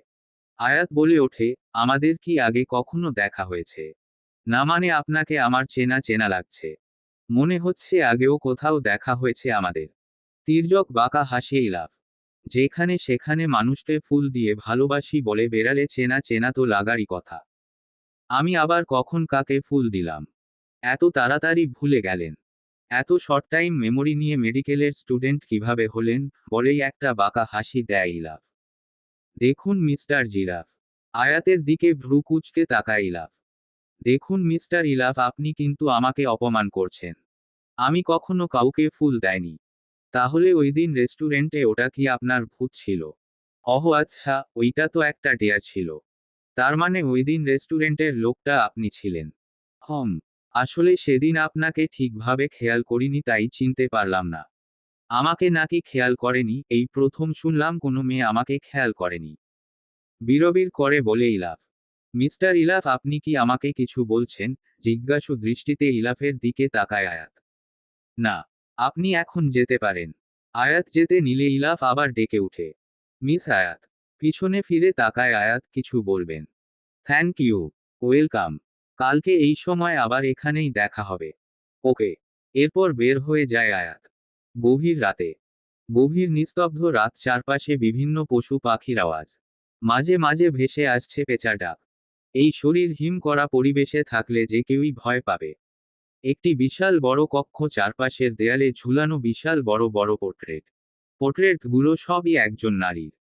একটা নদীর পাড়ে কৃষ্ণচূড়া গাছের নিচে সাদা গাউন পরিহিত আশ্চর্য সুন্দর এক রমণী। চারপাশ পূর্ণিমার আলোয় আলোকিত। আকাশে থালার মতো বিশাল বড় চাঁদ। কৃষ্ণচূড়া ফুলের পাপড়ি এসে মেয়েটির চুলে, কোলে, পায়ের কাছে আছড়ে পড়ছে। লম্বা চুল গাছের শেকড়, মাটিতে গড়াগড়ি খাচ্ছে। মসৃণ ছোট ছোট চুল গালে কপালে লেপ্টে আছে। আর রমণীটি তার পায়ের নুপুর ঠিক করতে ব্যস্ত। মাত্রই ছবিটির ফাইনাল টাচ দিয়ে উঠে দাঁড়ায় এক মানব। এতক্ষণ সে এই অপার সৌন্দর্য নিজের রং তুলির সাহায্য ক্যানভাসে ফোটাতে ব্যস্ত ছিল। দেখে মনে হবে না এটা পেইন্টিং, একদম জীবন্ত তো মনে হচ্ছে। মনে হচ্ছে ক্যানভাসের চাঁদের আলোয় গোটা রুমটাই আলোকিত হয়ে গেছে। একটা মোমবাতি জ্বালিয়ে পেইন্টিং এর সামনে রাখলো লোকটি। মোমবাতির আলোয় অদ্ভুত মোহনীয় লাগছে ছবিটি। লোকটি আলতো হাতে ছবিতে হাত বুলায়। মেয়েটির গালে ঠোঁটে ছুঁয়ে দেয়। ছোট্ট করে একটা চুমু খেয়ে সোজা হয়ে দাঁড়ায়। মেয়েটির দিকে তাকিয়ে গুনগুনিয়ে গেয়ে ওঠে। কবে আসবে ফিরে ভালোবাসা? ওহোহহ। কবে আসবে ফিরে ভালোবাসা? আবার ছুঁয়ে দেয় মেয়েটিকে। বিড়বিড় করে বলতে থাকে, চাঁদ আমার চাঁদ। আর কত অপেক্ষা করব আমি, বল না? তোকে ছাড়া আমার যে ভীষণ কষ্ট হয়। তুই কি আমাকে কখনোই মনে করতে পারবি না চাঁদ? দেখ, তোর আকাশ এখনো তোর অপেক্ষায়। তুই চলে যাওয়ার পর এই আকাশের বুকে আর কোন চাঁদ ওঠেনি। সেই একটা নির্জোৎস্না রাতে এর অপেক্ষায়, যেদিন তুই তোর সমস্ত আলো দিয়ে এই আকাশকে আলোকিত করবি। চাঁদ আমার চাঁদ। চোখের কোণ বেয়ে এক ফোঁটা অশ্রুকণা গড়িয়ে পড়ে। বুকের ভেতর জমা কষ্টগুলো দীর্ঘশ্বাস হয়ে বেরিয়ে আসে। সন্তপূর্ণে চোখের জল মুছে নেয়। আর মাত্র কিছুদিন চাঁদ, এরপর তোকে সারা জীবনের জন্য আমার করে নিব। পরের দিন আয়াত খুব মনোযোগ দিয়ে ক্লাস করছে। প্রায় 40 মিনিট পর শেষ হয় ক্লাস। ক্লাস শেষে বের হতেই এক জোড়া হাত তাকে টেনে নিয়ে একটি ভাঙ্গা ক্লাসরুমে ঢুকিয়ে দেয়। আয়াত চিৎকার দেওয়ার আগেই লোকটি তার মুখ চেপে ধরে। সু, আমি। পরিচিত মুখ দেখে কিছুটা স্বাভাবিক হয় আয়াত। পরক্ষণেই আবার মাথায় দাউ দাউ করে আগুন জ্বলে উঠে। এক ঝাটকায় লোকটার হাত ছড়িয়ে দেয়। চোখ রাঙিয়ে তাকায় লোকটির দিকে। রায়হান ভাই, আপনাকে কতবার বলেছি যখন তখন এইভাবে আমাকে বিরক্ত করবেন না। আর কোন সাহসে আপনি আমাকে স্পর্শ করেছেন, বলে খানিকটা তেতিয়ে উঠে আয়াত। আমি তোমাকে ভালোবাসি আয়াত, কেন বুঝতে চাও না তুমি? আপনাকে কতবার বলেছি রায়হান ভাই, আমি আপনাকে ভালোবাসি না। আপনি কেন বারবার এক কথা বলেন? প্লিজ আমাকে একটা সুযোগ দাও আয়াত, প্রমিস করছি আমি তোমাকে রানীর মতো করে রাখবো। সরি রায়হান ভাই, আপনার এই আশা কখনো পূরণ হবে না। আর কিছু বলার সুযোগ না দিয়ে রায়হানকে ধাক্কা দিয়ে বেরিয়ে যায় আয়াত। মনে মনে বলতে থাকে, এই লোকটার এত সাহস কি করে হয়, এতবার বারণ করার পর বারবার চলে আসে। বিরক্তি ফুটে উঠে তার চোখে মুখে। ব্যাগ থেকে পানির বোতল বের করে পানি খেয়ে নেয়। চলে যা তানহার কাছে। আয়তের যাওয়ার দিকে শূন্য দৃষ্টি মেলে তাকিয়ে আছে রায়হান। ভেতর থেকে কয়েকটা দীর্ঘশ্বাস বেরিয়ে আসে। তার এত ভালোবাসার কোন মূল্য দেয় না আয়াত। মনে পড়ে প্রথম যেদিন দেখা হয় আয়াতের সাথে। আজ থেকে 3 বছর আগে রায়হান তানহাকে নিয়ে আসে কলেজে। হঠাৎ তানহা ছুটে চলে যায় একটি মেয়ের কাছে। দুজন দুজনকে জড়িয়ে ধরে। তানহা মেয়েটাকে ছেড়ে দিলে রায়হান অবাক চোখে মেয়েটাকে দেখতে থাকে। পরনে একটি সাদা লং ফ্রক, সাথে ম্যাচিং পায়জামা। লম্বা চুল হাঁটু সমান, দুই পাশে দুটি বেনি করে ঝুলানো। হাতে একটি ঘড়ি। কাঁধে ঝুলানো ব্যাগ। চেহারায় কোনো মেকআপের প্রলেপ নেই। গ্রীষ্মের রোদে ফুলকো গাল দুটি লাল হয় টমেটোর মতো হয়ে গেছে। ঠোঁটের কোণে মিষ্টি হাসি। হঠাৎ নিজের বুকে হাত দেয় রায়হান। দ্রিম দ্রিম আওয়াজে নিজেই কেঁপে উঠে। এত সুন্দর স্নিগ্ধ মেয়ে আগে কখনো দেখেছি কিনা মনে পড়ে না। হয়তো দেখেছি, কিন্তু কেউ ওর মতো মনে দাগ কাটতে পারেনি। এক দৃষ্টিতে কিছুক্ষণ তাকিয়ে থাকে আয়াতের দিকে। ধ্যান ভাঙ্গে তানহার ডাকে। ভাই, এটা আমার বন্ধু আয়াত, আর আয়াত এটা আমার ভাই রায়হান শেখ। কেমন আছেন ভাইয়া? ভালো, তুমি কেমন আছো? ভালো, চল তানহা, ক্লাসে দেরি হয়ে যাচ্ছে বলে আয়াত হাঁটা শুরু করে। যাচ্ছি ভাইও, বলে তানহাও চলে যায়। সেই মিষ্টি মেয়েটার চেহারা আজও ভুলতে পারেনি রায়হান। এখনো প্রতি রাতে মেয়েটি তার স্বপ্নে এসে তাকে পাগল করে দেয়। আজও ভুলতে পারিনি তাকে। ভুলতে পারিনি বললে ভুল হবে, ভুলতে চাইনি। দিন দিন আয়াতের প্রতি ভালোবাসা আরো ধীরে ধীরে প্রখর হতে থাকে। দীর্ঘশ্বাস আর অসহায়ত্ব নিয়ে ধীরে ধীরে সেখান থেকে চলে যায় রায়হান। এতক্ষণ তাদের এই কাহিনী কেউ একজন ভিডিও করে নিয়েছে। পাঠিয়ে দিয়েছে কোনো এক ব্যক্তির মুঠোফোনে। ফোনের দিকে তাকিয়ে হাত মুঠো করে নেয় কেউ একজন। রাগে তার শরীর কাঁপছে। জোরে জোরে শ্বাস নিয়ে নিজের রাগ সংবরণ করার চেষ্টা করছে। চোখের সাদা অংশ লাল বর্ণ ধারণ করেছে। নিজের রাগ দমন করতে না পেরে সজোরে লাথি মারে সামনে থাকা টেবিলটায়। উল্টেপাল্টে সব গড়গড় করে নিচে পড়ে যায়। নিজের অন্তিম সময় গুনতে থাক মিস্টার রায়হান শেখ। তোকে মারার জন্য আমি আসছি। আমার বেবিগার্লকে স্পর্শ করার মাসুল তোকে গুনে গুনে দিতে। হিসহিসিয়ে বলে ওঠে লোকটি। এই তানহা তোর ভাইয়ের সমস্যা কি বলতো? কেন রে, কি হয়েছে?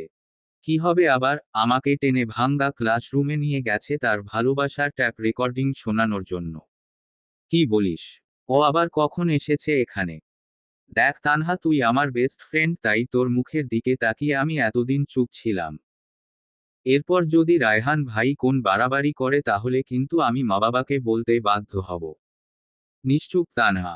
রায়হান ভাই কেন বোঝার চেষ্টা করছেন না যে আমি তাকে পছন্দ করি না? আচ্ছা তুই উত্তেজিত হোস না, আমি ভাইয়াকে বলবো যাতে তোকে আর বিরক্ত না করে। ঠিক আছে চল, এই ক্লাসটা করে আমি চলে যাব। ওকে। দূর থেকে তাদের সব কথা শুনতে পায় রায়হান। এই মেয়ে কখনোই কি তাকে একটু ভালোবাসবে না? একটা দীর্ঘশ্বাস ফেলে সেখান থেকে চলে যায়। ক্লাস শেষে আয়াত বেরিয়ে পড়ে বাড়ির উদ্দেশ্যে। রাস্তা দিয়ে যাওয়ার সময় হঠাৎ কালকের গাড়িটা দেখতে পায়।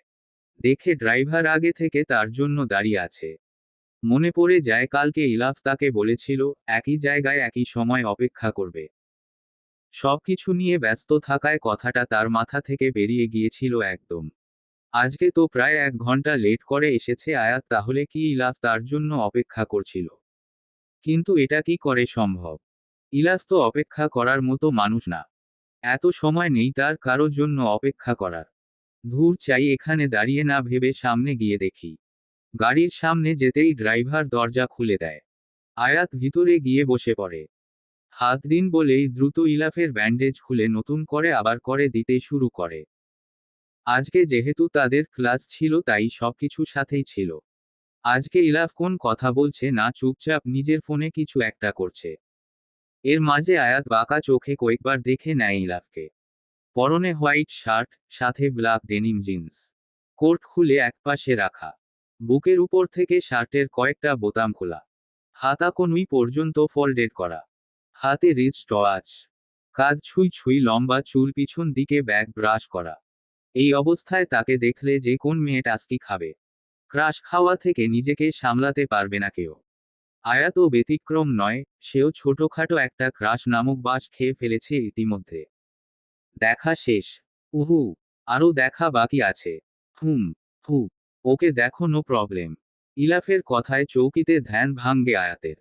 থমথম খেয়ে যায়। বাঁকা চোখে তাকাতে তাকাতে কখন যে সরাসরি তাকিয়েছিল সেটা খেয়ালই করেনি। এতক্ষণ ইলাফের এর দিকে তাকিয়ে সে পর্যবেক্ষণ করছিল। নিজে নিজের চুল টেনে ছিঁড়ে ফেলতে মন চাইছে। এরকম ভাবে না তাকালে কি হতো? মান সম্মান সব শেষ। এদিক সেদিকে চোখ ঘুরিয়ে আমতা আমতা করতে থাকে। কি বলা যায় সেটাই ভাবছে। আমি মোটেও আপনাকে দেখছিলাম না, বলে উঠে আয়াত। তো কি দেখছিলে? শান্ত কণ্ঠে বলে ইলাফ। ওই যে জানালা দিয়ে বাহিরে একটা মানুষ যাচ্ছিল তাকে দেখেছিলাম। কিন্তু আমি তো স্পষ্ট দেখেছি তুমি আমার দিকে তাকিয়েছিলে। মোটেও না। আপনার ব্যান্ডেজ করা শেষ। কথা ঘুরানোর চেষ্টা করে আয়াত। কিছুক্ষণ আয়াতের দিকে তাকিয়ে থাকে ইলাফ। এরপর কিছুটা ঝুঁকে যায় আয়াতের দিকে। ইলাফের নিঃশ্বাস আছড়ে পড়ে আয়াতের চোখে মুখের। আয়াত পিছু হটতে নিলে জানালায় লেগে যায়। আরেকটু ঝুঁকে যায় ইলাফ। একটা ফু দেয় আয়াতের মুখে। আয়াত সঙ্গে সঙ্গে চোখ বন্ধ করে নেয়। গভীরভাবে আয়াতকে পর্যবেক্ষণ করে ইলাফ। এরপর দৃঢ় কণ্ঠে বলে ওঠে, মিথ্যা কথাটাও ঠিকভাবে বলতে পারো না তুমি। ইলাফের শীতল কণ্ঠস্বরে কেঁপে ওঠে আয়াত। আয়াতের সারা মুখে আবার একবার চোখ বুলিয়ে উঠে পড়ে ইলাফ। সোজা হয়ে বসে আয়াত। আপনার হাতে ব্যান্ডেজ করা শেষ। হাতে পানি লাগাবেন না, খেয়াল রাখবেন। মিস আয়াত, ডেকে উঠে ইলাফ। বলুন। কাউকে অপেক্ষা করানোটা ব্যাড ম্যানার্স। ডাক্তারদের সময় জ্ঞান থাকাটা আবশ্যক। তার মানে আপনি আমার জন্য অপেক্ষা করছিলেন? আয়াতের দিকে তাকিয়ে আছে ইলাফ। কিছু বলে না। আয়াতও আর কিছু বলে না। ড্রাইভারকে বলে দরজা খুলে বেরিয়ে যায়। বুকের ধুকপুকুনি কোণে ভাবেই কমছে না। বাইরে এসে জোরে জোরে কয়েকটা নিঃশ্বাস নেয় আয়াত। বারবার মনে পড়ে ইলাফের তাকানোর কথা। হালকা নীল দুটো চোখ। কি অদ্ভুত মায়া ওই চোখে। আয়াত আজও সেই একইভাবে চোখের ভাষা পড়তে চেষ্টা করে। কিন্তু কিছুই বোঝে না সে। গভীর শান্ত চাহনি। কিছু একটা বলছে। যা বোঝার সাধ্য আয়াতের নেই। ওই চোখের দিকে তাকালে মনে হয় একটা শান্ত শীতল নীল নদীর দিকে তাকিয়ে আছে সে। যার গভীরতা মাপতে গেলে টুপ করে ডুবে যাবে। সোজা হয়ে দাঁড়ায় আয়াত। নিজেকে স্বাভাবিক করে বাড়ির দিকে রওনা দেয়। বাড়িতে গিয়ে ফ্রেশ হয়ে খেতে বসে। খাওয়া শেষ করে উঠতে না উঠতে দরজায় বেল বাজে। আয়াত গিয়ে দরজা খুলে দেয়। দেখে তানহা দাঁড়িয়ে কাঁদছে। আয়াতকে দেখে জড়িয়ে ধরে হাউমাউ করে কান্না করে দেয়। কি হয়েছে তানহা, এভাবে কাঁদছিস কেন? একটু শান্ত হ, কান্না করছিস কেন? ভা ভা ভাইয়া ভাইয়া। কথা শেষ করতে পারে না, আবারও ডুকরে কেঁদে ওঠে। কি হয়েছে বল তানহা। এভাবে কান্না করিস না। কি হয়েছে রায়হান ভাইয়ের? ভাইয়া অ্যাক্সিডেন্ট করেছে আতু। কেউ ইচ্ছে করে ভাইয়াকে রাস্তার মধ্যে গাড়ি দিয়ে ধাক্কা মারে। ভাইয়া এখন হসপিটালে। আতু ভাইয়ার মাথা ফেটে গেছে, পা ভেঙে গেছে, শরীরের অনেক জায়গায় কেটে গেছে। আমি কান্না করব বলে আমাকে হসপিটালে নেয়নি। তোর এখানে দিয়ে গেছে, বলে আবার কান্না করে দেয় তানহা।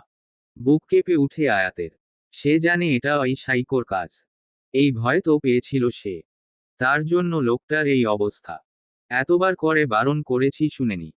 তাও লোকটা তার পিছে পড়েছিল। কি দরকার ছিল পড়ে থাকার? এখন ভুলের মাসুল নিজের জীবন দিয়ে দিতে হচ্ছে। তানহাকে ভিতরে নিয়ে আসে আয়াত। কাঁদিস না তানহা। সব ঠিক হয়ে যাবে। দোয়া কর রায়হান ভাইয়ের জন্য, জলদি তিনি সুস্থ হয়ে যাবেন। তুই এখন কান্না থামা। আমরা কালকে তাকে দেখতে যাব, বলে এক গ্লাস পানি এগিয়ে তানহার দিকে। কিছুক্ষণ পর একটু শান্ত হয় তানহা। চল কিছু খেয়ে নিবি, কান্না করতে করতে তো অস্থির হয়ে পড়েছিস, বলে হাত ধরে নিয়ে যায় আয়াত। রুমে শুয়ে আছে তানহা। বেঘোরে ঘুমোচ্ছে। সারাদিন কান্না করতে করতে শরীর খারাপ করে ফেলেছে। কিছুক্ষণ আগে আয়াত তাকে খাবার খাইয়ে ওষুধ খাওয়ায়। এরপর জোর করে ঘুমোতে নিয়ে আসে। কিন্তু আয়াতের চোখে কোন ঘুম নেই। সে গভীরভাবে ভাবছে কিছু একটা নিয়ে। মনোযোগ ছুটে যায় মেসেজের টুং শব্দে। Baby girl. বেবি গার্ল, ওই রায়হান বাস্টার্ডকে দেখতে যাওয়ার চিন্তা পুরোপুরি মাথা থেকে ছেড়ে ফেলো। এখন তো শুধু একটু মাথা ফাটিয়েছি আর পা ভেঙেছি, কিন্তু পরের বার আর এই সুযোগ দিব না।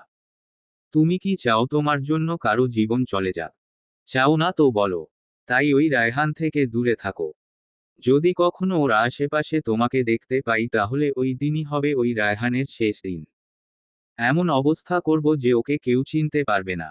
মেসেজ দেখে থমকে যায় আয়াত। সোজা হয়ে ওঠে বসে। এই লোকটা তার সব খবর কিভাবে জানতে পারে বুঝতে পারে না আয়াত। কান্নারা গলার মধ্যে দলা পাকিয়ে গেছে। নীরবে কয়েক ফোঁটা অশ্রু গাল বেয়ে পড়ে। কে এই লোক, মুখোশের আড়ালে থেকে তার জীবনটাকে নরক বানিয়ে দিচ্ছে? কাপা কাপা হাতে আবার ফোনটা হাতে নেয় আয়াত। উদ্দেশ্য মেসেজ আসা নাম্বারটায় কল দেওয়া। এই প্রথম সে কোনো ধরনের রেসপন্স করবে। এর আগে সে কখনো কোন কল বা মেসেজের রিপ্লাই করেনি।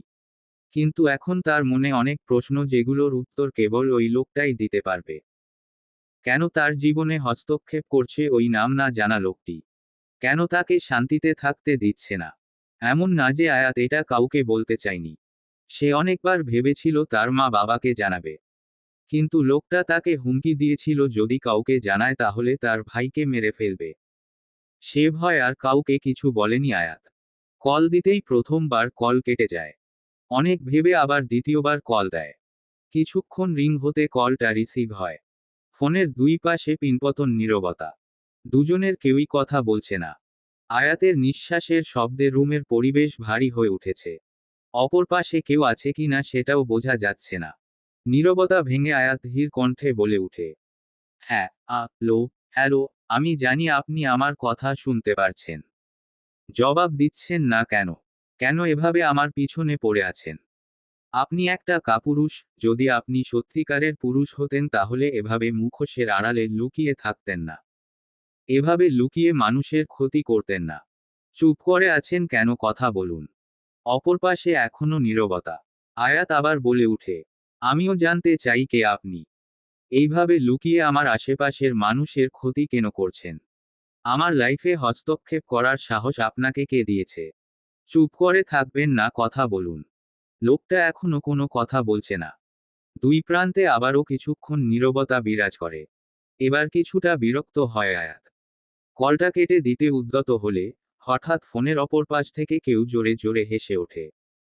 হাসির আওয়াজ এতটাই জোরে ছিল যে চারদিক থেকে প্রতিধ্বনি ভেসে আসে। ভয়ে আয়াতের অন্তরাত্মা শুকিয়ে যাওয়ার উপক্রম। হাসির শব্দ এতটাই ভয়ঙ্কর ছিল যে আয়াত কথা বলার শক্তি হারিয়ে ফেলে। তিরতিরিয়ে ঘাম ছুটে যায় তার। লোকটা আবারও অট্টহাসিতে ফেটে পড়ে। আয়াত অনুভব করে তার শরীর মৃদু কাঁপছে। আয়াতের কোনো সারা শব্দ না পেয়ে লোকটা আবার ফিসফিস করে বলে উঠে, বেবি গার্ল। এই কণ্ঠস্বর আয়াতের কাছে খুব ভয়ঙ্কর লাগছে। আয়াতের গলা শুকিয়ে যাচ্ছে। শক্তি হারিয়ে ফেলছে। চোখের সামনে সব অন্ধকার হয়ে যাচ্ছে। ব্যাস আর কিছু মনে নেই তার। চোখে মুখে পানি অনুভব করতেই নিভু নিভু চোখে তাকায় আয়াত। চোখ খুলে দেখতে পায় তার বাবা সামনে বসে তার দিকে তাকিয়ে আছে। আয়াত চোখ খুলছে দেখতে পেয়ে অস্থির হয়ে জিজ্ঞেস করে, কি হয়েছে তোর মা? আমরা ভেবেছি তুই ঘুমাচ্ছিস, কিন্তু এত ডাকাডাকি করেও যখন তোর কোন সারা শব্দ পাচ্ছিলাম না আমার তো ভয় পেয়ে গেছিলাম। আয়াত মূলত রাতে অজ্ঞান হয়ে গিয়েছিল। ছোটবেলা থেকে সে যখন কোন কিছুতে অনেক ভয় পায় বা ভীষণ স্ট্রেস নিয়ে ফেলে তখনই সে জ্ঞান হারায়। কি হয়েছে তোর বললি না তো মা, পাশে থেকেই বলে ওঠে রোমানা বেগম। আয়াত মনে করতে থাকে রাতের কথা, সে হাসির শব্দ, সেই কণ্ঠস্বর মনে পড়তেই দুচোখ বন্ধ করে নেয়। এরকম ভয়ঙ্কর পরিস্থিতি মনে করে তার গায়ে কাঁটা দিয়ে ওঠে। নিজেকে স্বাভাবিক করে তার বাবার দিকে তাকায়। কিছু হয়নি বাবা, আমি ঠিক আছি। রাতে মাথা ব্যথায় ঘুম আসছিল না, তাই ঘুমের ওষুধ খেয়েছিলাম। এজন্য এত দেরি হয়ে গেছে। আর তোমরা কি না কি ভাবছো? রোমানা বেগম আয়াতের মাথায় হাত বুলিয়ে দেয়। তাদের অনেক আদরের মেয়ে। এর কিছু হয়ে গেলে তারা কিভাবে বাঁচবে? আরও কিছুক্ষণ মেয়ের সাথে থেকে উঠে যায় আতিক আর রোমানা। উঠে ফ্রেশ হয় নেয় আয়াত। তানহা বিছানার একপাশে বসে আছে। মুখটা একদম শুকিয়ে গেছে। বোঝাই যাচ্ছে ভাইয়ের জন্য মন খারাপ। আজ তুই আমার সাথে যাবি না ভাইয়াকে দেখতে? বলে উঠে তানহা। আয়াতের মন খারাপ হয়ে যায়। রাতের কথা মনে পড়তে ভয় জেঁকে ধরে। তানহার পাশে গিয়ে বসে। তানহা, আমার না শরীর খুব খারাপ লাগছে রে, তুই এখন বাবার সাথে যা, আমি পরে গিয়ে দেখে আসবো। বাবাকে বলছি বাবা নিয়ে যাবে। হুমুম। মন খারাপ করিস না জান পাখি, আমি সত্যিই যেতাম। তুই এখনো ভাইয়ের ওপর রেগে আছিস তাই না তো? আরে না না, তুই ভুল ভাবছিস। আমি কোনো রাগ করিনি। তুই আমি যাচ্ছি না দেখে এই কথা বলছিস তাই তো? আমি পরে যাব, সত্যি বলছি। ঠিক আছে। আচ্ছা তুই তাহলে রেডি হয়ে নে, আমি বাবাকে বলে আসছি। রুমে কিছু একটা নিয়ে কথা বলছেন আতিক আর রোমানা। আয়াত এসে দরজায় নক করতেই পিছনে ফিরে তাকায় দুজনেই। আসবো বাবা? হ্যাঁ মা আয়। বাবা তুমি তোমার সাথে তানহাকেও নিয়ে যাও। ঠিক আছে। ওকে তাহলে আমি যাই, বলে যেতে নেয় আয়াত। দাঁড়া মা, আতিক সাহেব বলে উঠে। কিছু বলবে বাবা? হ্যাঁ মা বসো এখানে। আয়াত বসে পড়ে। তার বাবা বলতে শুরু করে। আতুমা, আমরা দুজনে সারাদিন অনেক ব্যস্ত থাকি। তোমাদের একদম সময় দিতে পারি না। আমার মনে হয় তোমার কোথাও গিয়ে কয়েকদিন থেকে আসা উচিত। এতে তোমার মনটাও ভালো হবে। কোথায় যাব বাবা? তুমি তো আমাকে আমাদের কোন আত্মীয়র বাড়িতেও যেতে দাও না। পাশ থেকে রোমানা বলে উঠল। আমার এক বান্ধবী আছে, তার নাম মাহফুজা খান। আমরা একসাথে পড়ালেখা শেষ করেছি। উনি তোমাকে তাদের বাসায় যেতে বলেছেন। কয়েকদিন তুমি ওখানে গিয়েই থাকবে। কিন্তু মা, আমি তাদের চিনি না, জানি না কিভাবে থাকবো। চিনো না, কি হয়েছে, চিনে যাবে। আর তাছাড়া উনি তোমাকে অনেক আদর করে। তোমার সমবয়সী তার একটা মেয়ে আছে। গেলে তোমার কোনো সমস্যা হবে না। ঠিক আছে মা। কালকে তুমি ওখানে যাবে। বিকালের মধ্যেই সব গুছিয়ে রাখবে। বই নিয়ে যাবে। চাইলে তুমি কলেজ যেতে পারো। ঠিক আছে মা। তাহলে যাও, এখন গিয়ে নাস্তা করে নাও। রুম থেকে বেরিয়ে আসে আয়াত। মনে মনে একটু আনন্দ হচ্ছে। নতুন কোথাও যাবে। মা বাবা তাকে কোথাও যেতে দিতে চায় না। বাড়ি থেকে কলেজ আর কলেজ থেকে বাড়িতে। আবার ভয়ও পাচ্ছে কিছুটা। অচেনা সব মানুষ। কিভাবে থাকবে সে? বিকালের মধ্যে সব গুছিয়ে নেয় আয়াত। কাল সকাল সকাল ওই বাড়িতে যাবে। তার বাবা তাকে দিয়ে আসবে। এই আয়াত, উঠে পড়। কি হয়েছে মা, সকাল সকাল এরকম ডাকছো কেন? সকাল সকাল কোথায়, 11টা বাজে। আর তুই ভুলে গেলি আজ যে তোর মাহফুজাদের বাড়িতে যাওয়ার কথা।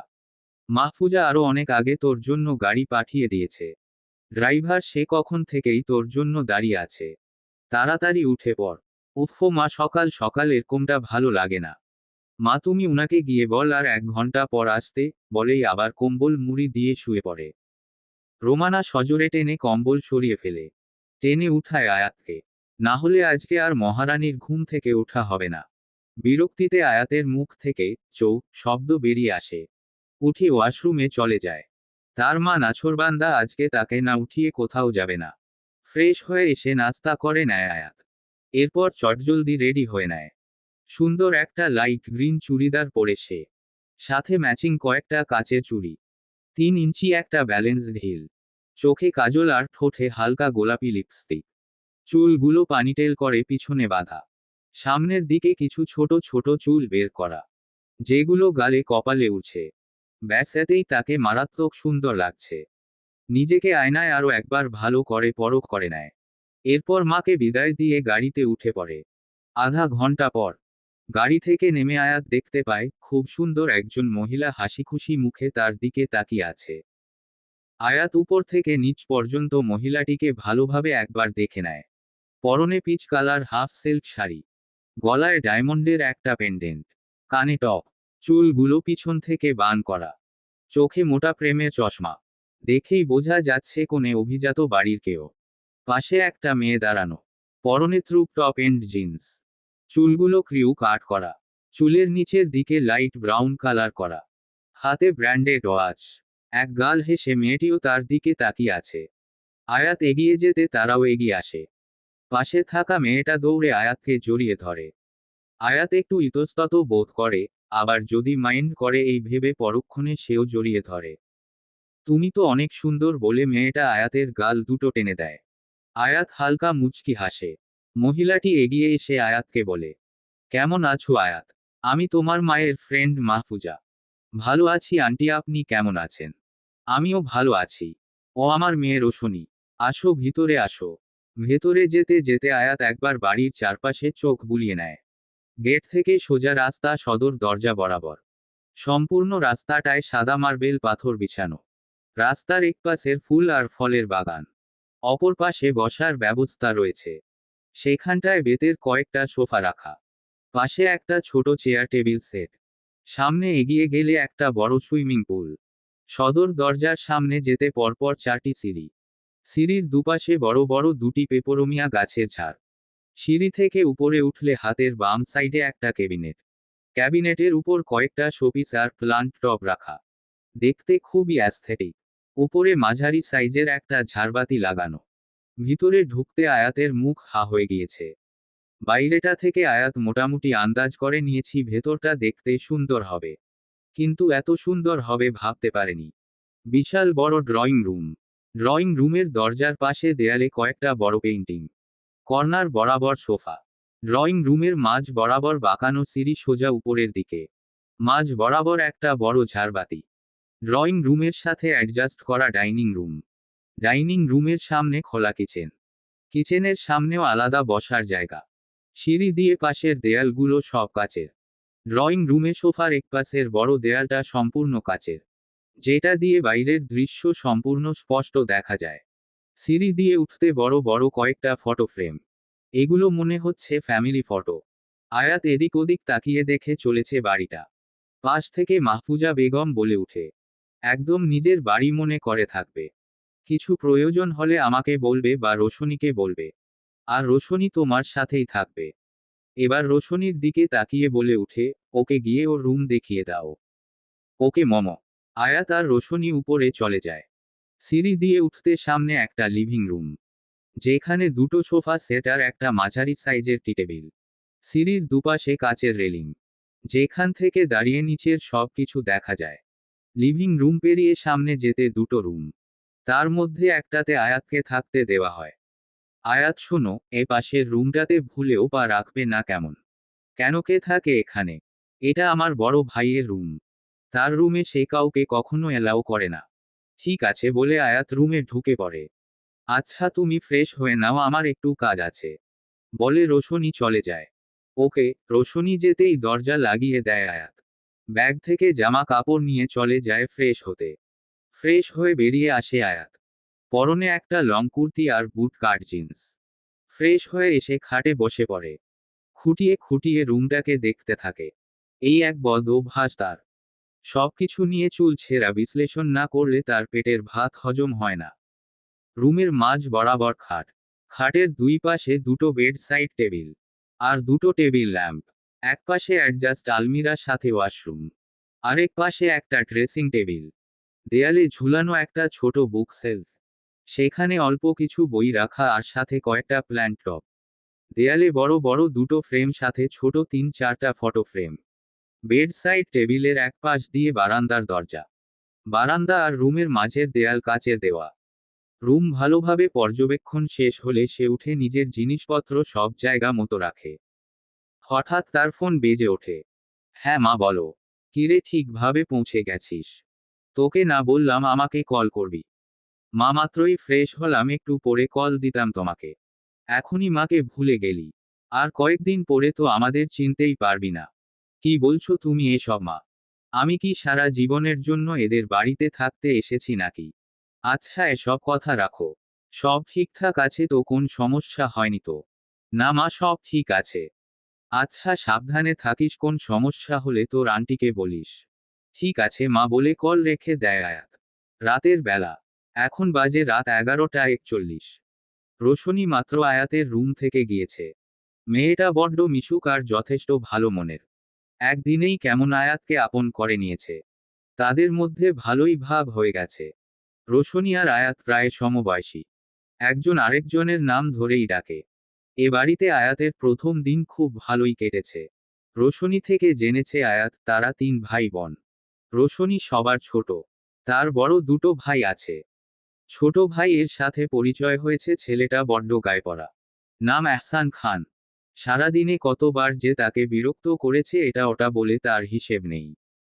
আয়াত মিশুক টাইপের মেয়ে, কিন্তু প্রথম দিনেই ছেলেটার এত গায়ে পড়া আয়াতের ভালো লাগেনি। ছেলে মানুষ প্রথম দিনেই এতটা ক্লোজ আয়াতের পছন্দ না। আয়াত কিছুক্ষণ বসে ফোন নিয়ে ঘাটাঘাটি করে। তার ঘুম আসছে না। নতুন পরিবেশে ঘুম না আসাটাই স্বাভাবিক। সে উঠে চলে যায় বারান্দায়। বারান্দায় এক পাশে একটি ছোট টেবিল আর 2টা চেয়ার রাখা। সেখানে গিয়ে বসে পড়ে আয়াত। স্নিগ্ধ বাতাস তার চুলগুলোকে এলোমেলো করে দিচ্ছে। কপালের কাছে কেটে রাখা চুলগুলো বারবার চোখে মুখে লেপটে যাচ্ছে। আয়াত চোখ বন্ধ করে কয়েকটা গভীর শ্বাস নেয়। উদ্দেশ্যে স্নিগ্ধ বাতাস আর বাতাসের সাথে উড়ে আসা ফুলের ঘ্রাণ নিজের ভেতর টেনে নেওয়া। শরীর মন একদম প্রফুল্ল হয়ে ওঠে। হঠাৎ কারো মৃদু আওয়াজে চোখ মেলে তাকায় আয়াত। আওয়াজের উৎস খুঁজতেই চারদিকে একবার নজর বোলায়। আওয়াজের উৎস খুঁজে পায় তার সামনে থাকা ব্যালকনিতে। একটা লোক তার দিকে পিঠ করে আকাশের দিকে তাকিয়ে আছে। আর বিড়বিড় করে কিছু বলছে। ব্যালকনি দুটো পাশাপাশি হলেও লোকটা তার থেকে অনেকটা দূরে দাঁড়ানো। যার কারণে বুঝতে পারছে না লোকটা ঠিক কি বলছে। চাঁদের আলোয় লোকটার অভয় স্পষ্ট দেখতে পাচ্ছে আয়াত। পরনে স্কাই ব্লু টি শার্ট আর ব্ল্যাক ট্রাউজার। জিম করা ফিট বডি টি শার্টের উপর দিয়েও কিছুটা বোঝা যাচ্ছে। দুহাত পকেটে ঢুকানো। আয়াত আরও কিছুক্ষণ তাকিয়ে থাকে লোকটার দিকে। মনে মনে বলে এটা নিশ্চয়ই রোশনির বড় ভাই। আয়াত ব্যালকনিতে আরও কিছুক্ষণ থেকে চলে যায় রুমে। লোকটা তখনও একইভাবে দাঁড়িয়ে ছিল। আকাশ ভাইয়া, তোমার খুব কষ্ট হচ্ছে তাই না? চাঁদ, আমার একটুও কষ্ট হচ্ছে না। তুমি মিথ্যা কথা কেন বলছো? ওই পচা লোকটা তোমাকে ব্যথা দিয়েছে। এই দেখো তোমার সারা শরীরে কত দাগ। এগুলো থেকে রক্ত বেরিয়েছে। বলেই আবারও কেঁদে দেয় চাঁদ। আমি ঠিক আছি চাঁদ। তুই প্লিজ কান্না করা বন্ধ কর। তোর চোখে পানি আমায় সহ্য হচ্ছে না। আকাশ ভাইয়া, দেখবে যখন আমি বড় হব তখন আমিও একজন ডাক্তার হব। যাতে তোমাকে কখনো এরকম কষ্ট পেতে না হয়। আমি যত্ন করে তোমার সব ব্যথা সারিয়ে দিব। ঠিক আছে চাঁদ, বলেই হেসে দেয় আকাশ। উঠে পড়ে আয়াত। বেড সাইড টেবিল থেকে এক গ্লাস পানি নিয়ে এক নিঃশ্বাসে খেয়ে ফেলল সব। কিছুটা স্বাভাবিক হলে আবার ঘুমিয়ে পড়ে। সকালবেলা। ডাইনিং টেবিলে বসে আছে আয়াত। তার পাশে বসে আছে রোশনি। আয়াত মনোযোগ দিয়ে খাচ্ছে। আর রোশনি খাওয়া কম, আয়াতের মাথা খাচ্ছে বেশি। খেতে বসেছে থেকে একটু খাবার মুখে দিচ্ছে আর আয়াতের সাথে বকে যাচ্ছে। আয়াত হু হ্যাঁ করে জবাব দিচ্ছে। বেশ কিছুক্ষণ এরকম চলতে থাকে। হঠাৎ আয়াতের পাশের চেয়ারে এসে বসে পড়ে এহসান। গুড মর্নিং আয়াত। মর্নিং। তুমি কি ফ্রি আছো? কেন? মম বলেছে তোমাকে নিয়ে ঘুরতে যেতে। ঘুরতে যাওয়ার ইচ্ছা আয়াতের আছে। কিন্তু এহসানের এর সাথে ঘুরতে যাওয়ার ইচ্ছে মোটেও নেই তার। না, আসলে আমার এখন ঘুরতে যাওয়ার একটুও মুড নেই। যখন মুড হবে তখন আপনাকে বলবো। ওকে। খাওয়া শেষে রোশনি গিয়ে সোফায় বসে পড়ে। আয়াতের মনে পড়ে সে তার ফোনটা রুমে রেখে এসেছে। রোশনি, তুমি বস, আমি আমার ফোনটা নিয়ে আসি। বলেই সিঁড়ির দিকে যেতে নেয়। সাথে সাথে ধাক্কা খায় দেয়ালের সাথে। ও আমার নাকটা একদম শেষ। নাক ঢলতে ঢলতে বলে উঠে আয়াত। এক্ষুনি তো এখানে কোনো দেয়াল ছিল না রোশনি। হঠাৎ দেয়াল আসলে কোথা থেকে? হাঁটার সময় চোখ কথায় থাকে স্টুপিড। রোশনি, তোমাদের দেয়াল আবার কথাও বলতে পারে। কি ভয়ঙ্কর। ভাই, অফিসে যাচ্ছিস? ভাই? কোথায় ভাই বলেই চোখ তুলে তাকায় আয়াত। এত বড় মেয়ে হয়েছে, কোনটা দেয়াল আর কোনটা মানুষ সেটা বুঝার ক্ষমতাও হয়নি এখানো। আপনি এখানে? ইলাফের দিকে তাকায় আয়াত। ইলাফ আয়াতের দিকে ভ্রু কুঁচকে তাকিয়ে সজোরে বলে উঠে, ইডিয়েট, বলেই পাশ কাটিয়ে চলে যায় সেখান থেকে। রোশনি এগিয়ে এসে আয়াতকে জিজ্ঞেস করে, তুমি ভাইয়াকে চিনো? ইলাফ, তোমার ভাই? হ্যাঁ, তুমি কিভাবে চেনো? না চেনার কি আছে? তোমার ভাইকে তো সবাই চিনে। যদিও আমি চিনতাম না। উনি আমাদের কলেজে একটা অনুষ্ঠানে গিয়েছিলেন গেস্ট হিসেবে। সেখান থেকেই চিনি আর কি। ও আচ্ছা। তার মানে আর কে গ্রুপ তোমাদের কোম্পানি? জিজ্ঞেস করে আয়াত। না, এটা ভাইয়ের কোম্পানির। ভাইয়ের সব কিছু আলাদা। পাপার কোম্পানি আলাদা। ভাই লন্ডন থেকে আসার পর পাপা অনেকবার ভাইকে বলেছে পাপার কোম্পানিতে জয়েন করতে, কিন্তু ভাই বলছে সে নিজেই নিজের কোম্পানি দাঁড় করাবে। এরপর আর কে গ্রুপ অ্যান্ড ইন্ডাস্ট্রিজ দাঁড় করায়। সবকিছু ভাই একাই করে, কারো সাহায্য পর্যন্ত নেয়নি। আর কোম্পানিটাও ভাইয়ের একার। কথার মাঝখানে রোশনির মাথায় একটা টোকা মারে এহসান। চুপ কর, তোর গুণধর ভাইয়ের গুণকীর্তন আর করতে হবে না। রিডিকিউলাস, বলে চলে যায় এহসান। আয়াত সেদিকে তাকিয়ে আছে। রোশনি একটা দীর্ঘশ্বাস ছাড়ে। আয়াত আবার বলে উঠে, এদের ভাই ভাইয়ের মধ্যে কোনো মিল নেই। এহসান ভাই কেন জানি ইলাফ ভাইকে সহ্য করতে পারে না। সব কিছুতে ইলাফ ভাইয়ের সাথে তার কম্পিটিশন। এহসান ভাই সারাক্ষণ ইলাফ ভাইয়ের পেছনে পড়ে থাকে। সেভাবে সবাই ইলাফ ভাইকে বেশি ভালোবাসে। ইলাফ ভাইয়ের এত সফলতা নাকি সে ডিজার্ভও করে না। কিন্তু ইলাফ ভাই কখনো এসব নিয়ে কিছু বলে না। সে সবসময় নিজের মতো করে আলাদা থাকে। তার সব কিছু আলাদা। সে আলাদা ভাবেই নিজের একটা দুনিয়া তৈরি করে নিয়েছে। দুই ভাই অথচ দুইজন দুই মেরুর। মনে মনে ভাবতে থাকে আয়াত। আচ্ছা, এসব বাদ দাও। চলো আমরা বাড়ির পেছনে গিয়ে ঘুরে আসি। ঠিক আছে, চলো। মাত্র ইলাফের বাবা জামশেদ খান বাড়িতে এসেছেন। ব্যবসার কাজে তাকে 15 দিনের একটি ট্রিপে সিঙ্গাপুরে যেতে হয়েছে। কাজ শেষ করে আজকে বাড়িতে ফিরেছেন। সাথে একটা মেয়ে এসেছে। মেয়েটা মাহফুজার বোনের মেয়ে। নাম অনন্যা। মেয়েটার চালচলন সব মডার্ন ধাঁচের। ফর্সা গায়ের রং। পরনে হোয়াইট ট্রুপ টপ আর ব্ল্যাক মিনি স্কার্ট। পায়ে ব্ল্যাক হিল। মাঝারি লম্বা, চিমচাম শরীরের গড়ন। মেয়েটা এসেই মাহফুজার সাথে কুশল বিনিময় করে। রোশনি আর আয়াত এতক্ষণ সময় সোফায় বসে ছিল। রোশনিকে দেখে অনন্যা এসে জড়িয়ে ধরে। বসে পড়ে রোশনির পাশে। বাসায় নেই, তুমি জানো না এই সময় কোথায় থাকে? অফিসে গেছে। মাহফুজা মেয়েটাকে। আয়াতের দিকে তাকিয়ে বলে উঠে জামশেদ। ও হচ্ছে আয়াত। ও আচ্ছা, তুমি তাহলে আয়াত। জি আঙ্কেল। কেমন আছেন? ভালো আছি মা, তুমি কেমন আছো? জি ভালো আছি আঙ্কেল। এখানে থাকতে কোনো অসুবিধা হচ্ছে না তো? না না, কখনো অসুবিধা হচ্ছে না। আচ্ছা তাহলে তোমরা থাকো, আমি ফ্রেশ হয়ে আসছি। বলে চলে যায় জামশেদ। এতক্ষণ আয়াতের দিকেই তাকিয়ে ছিল অনন্যা। মেয়েটা কেমন করে জানি দেখছে আয়াতকে। আয়াতের চোখ পড়তেই আরেক দিকে ঘুরিয়ে নেয়। পাশ থেকে রোশনি বলে উঠে, আয়াত তোমার সাথে পরিচয় করিয়ে দেই। আমার খালাতো বোন অনন্যা, আর অনন্যাও হচ্ছে আয়াত মমের ফ্রেন্ডের মেয়ে। আচ্ছা আমি যাই, ফ্রেশ হতে হবে বলে অনন্যা উঠে যায়। যেন সে এতক্ষণ রোশনি কি বলেছে শুনতাই পায়নি। আয়াতের একটু খারাপ লাগলো অনন্যার এমন ব্যবহারে, কিন্তু কিছু বলল না। আয়াত, তুমি মন খারাপ করো নাও এমনই। নিজেকে নিজে কিছু একটা মনে করে। আশেপাশের মানুষদের একটুও মূল্য দেয় না।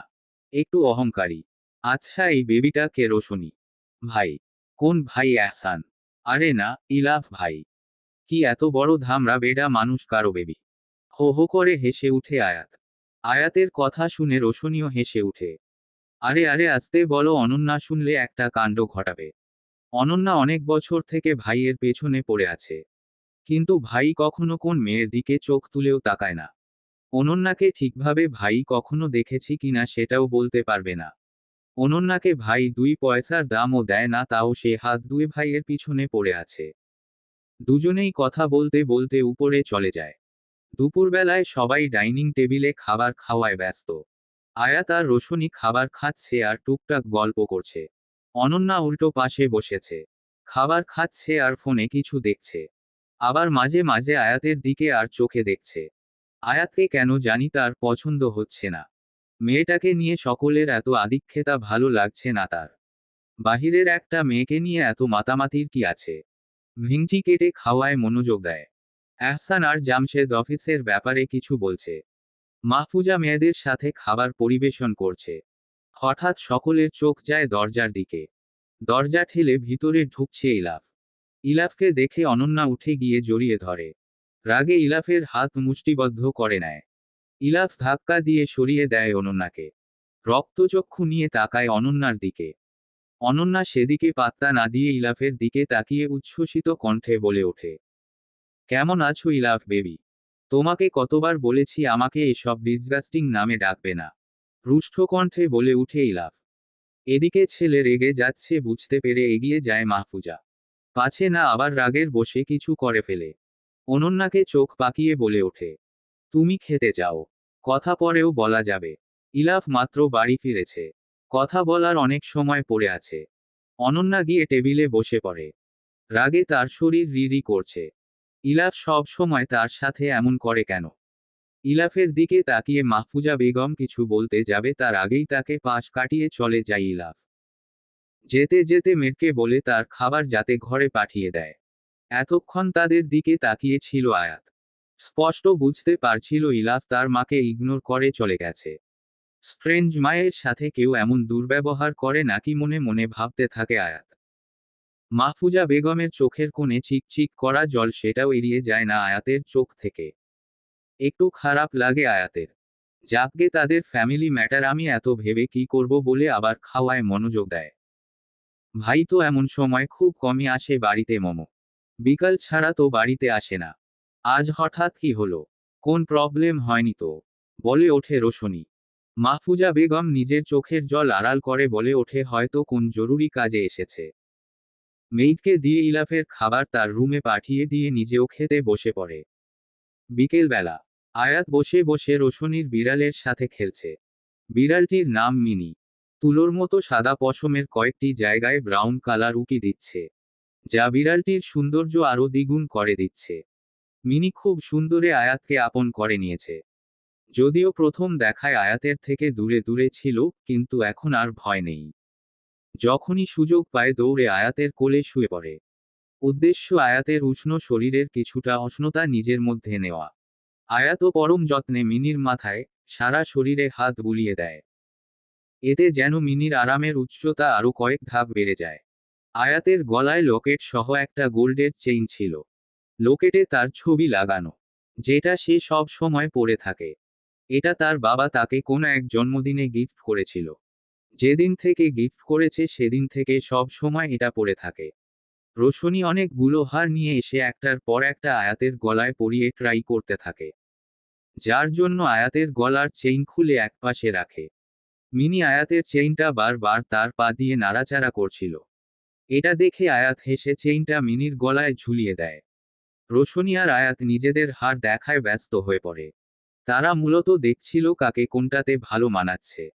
অনেকক্ষণ পর তাদের কাজ শেষে সবকিছু এক পাশে গুছিয়ে রাখে রোশনি। আয়াত এসে বসে পড়ে খাটে। যাই বলো তোমাকে কিন্তু সবগুলো হারে দারুণ লাগছিল। হেসে বলে ওঠে রোশনি। আয়াত মুচকি হাসে, তো তোমাকেও কম সুন্দর লাগেনি? রোশনি আয়াতের গাল দুটো টেনে দিয়ে দিতে বলে ওঠে তুমি আসলেই অনেক সুন্দর আর ভীষণ মিষ্টিও। আয়াতও প্রত্যুত্তরে বলে, তুমিও।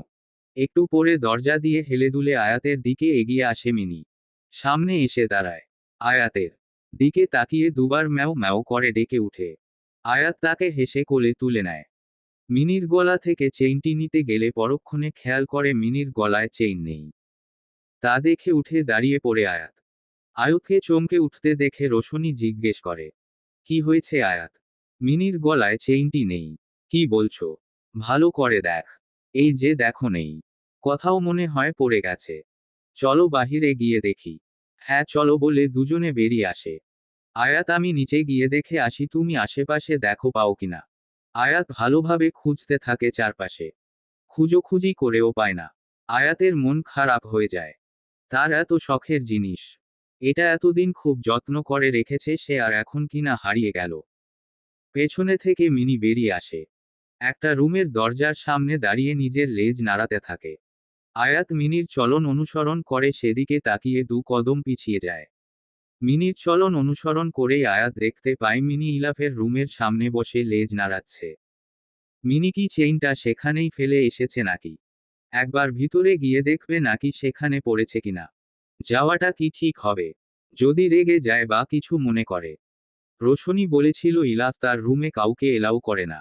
দরজার বাহিরে দাঁড়িয়ে ভাবতে থাকে আয়াত। খানিক মোচড়া মুচড়ি করে আবার বলে উঠে, না যাই, গিয়ে একবার দেখে আসি। হয়তো পেয়ে যাব। পেয়ে গেলেই ভালো। আর ইলাফ তো কোনো জন্তু জানোয়ার না যে তাকে খেয়ে ফেলবে। যেই ভাবা সেই কাজ। ধীর পায়ে এগিয়ে গিয়ে দরজায় টোকা মারে আয়াত। কোন সারা শব্দ না পেয়ে আবার টোকা মারে। না, এইবার ও কোনো সারা শব্দ পায় না। আরেকটা টোকা দিব কিনা ভাবতে ভাবতেই আরেকটা টোকা দিয়েই দেয়। টোকা দিতেই হালকা করে দরজা খুলে যায়। দরজা ভিতর থেকে লাগানো ছিল না, একটু ভেড়ানো ছিল। দরজা আরো খানিকটা খুলে ভিতরে উকি মারে আয়াত। কাউকে দেখতে পায় না সে। একটা স্বস্তির নিঃশ্বাস ছাড়ে। যাক, ভাবা ভেতরে কেউ নেই। তাহলে যাই, এই সুযোগে দ্রুত একবার খুঁজে চলে আসবো ভেবেই ভিতরে ঢুকে পড়ে আয়াত। ভিতরে প্রবেশ করতেই আয়াতের মুখ হা হয়ে যায়। বিশাল বড় রুম। রুমের মাঝ বরাবর একটা খাট।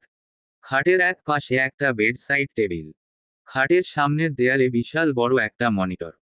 দরজা দিয়ে ঢুকতে এক পাশে একটা ডিভান সাথে দুসিটের একটা সোফা সেট। বেড সাইড টেবিলের পাশ ঘেঁষে বারান্দার দরজা।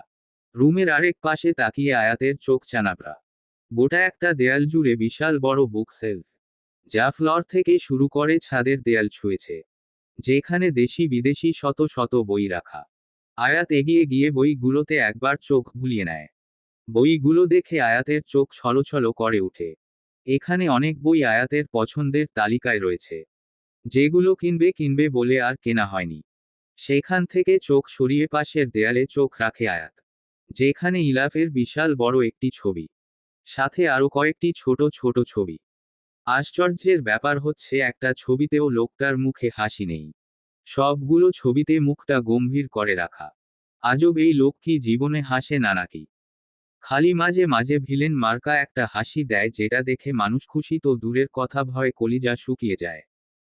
মনে মনে বলে উঠে আয়াত, এই খাম্বার মতো লোকটার জীবনে কি কোন হাসি আনন্দ নেই নাকি? নাকি অন্য গ্রহের এলিয়েন?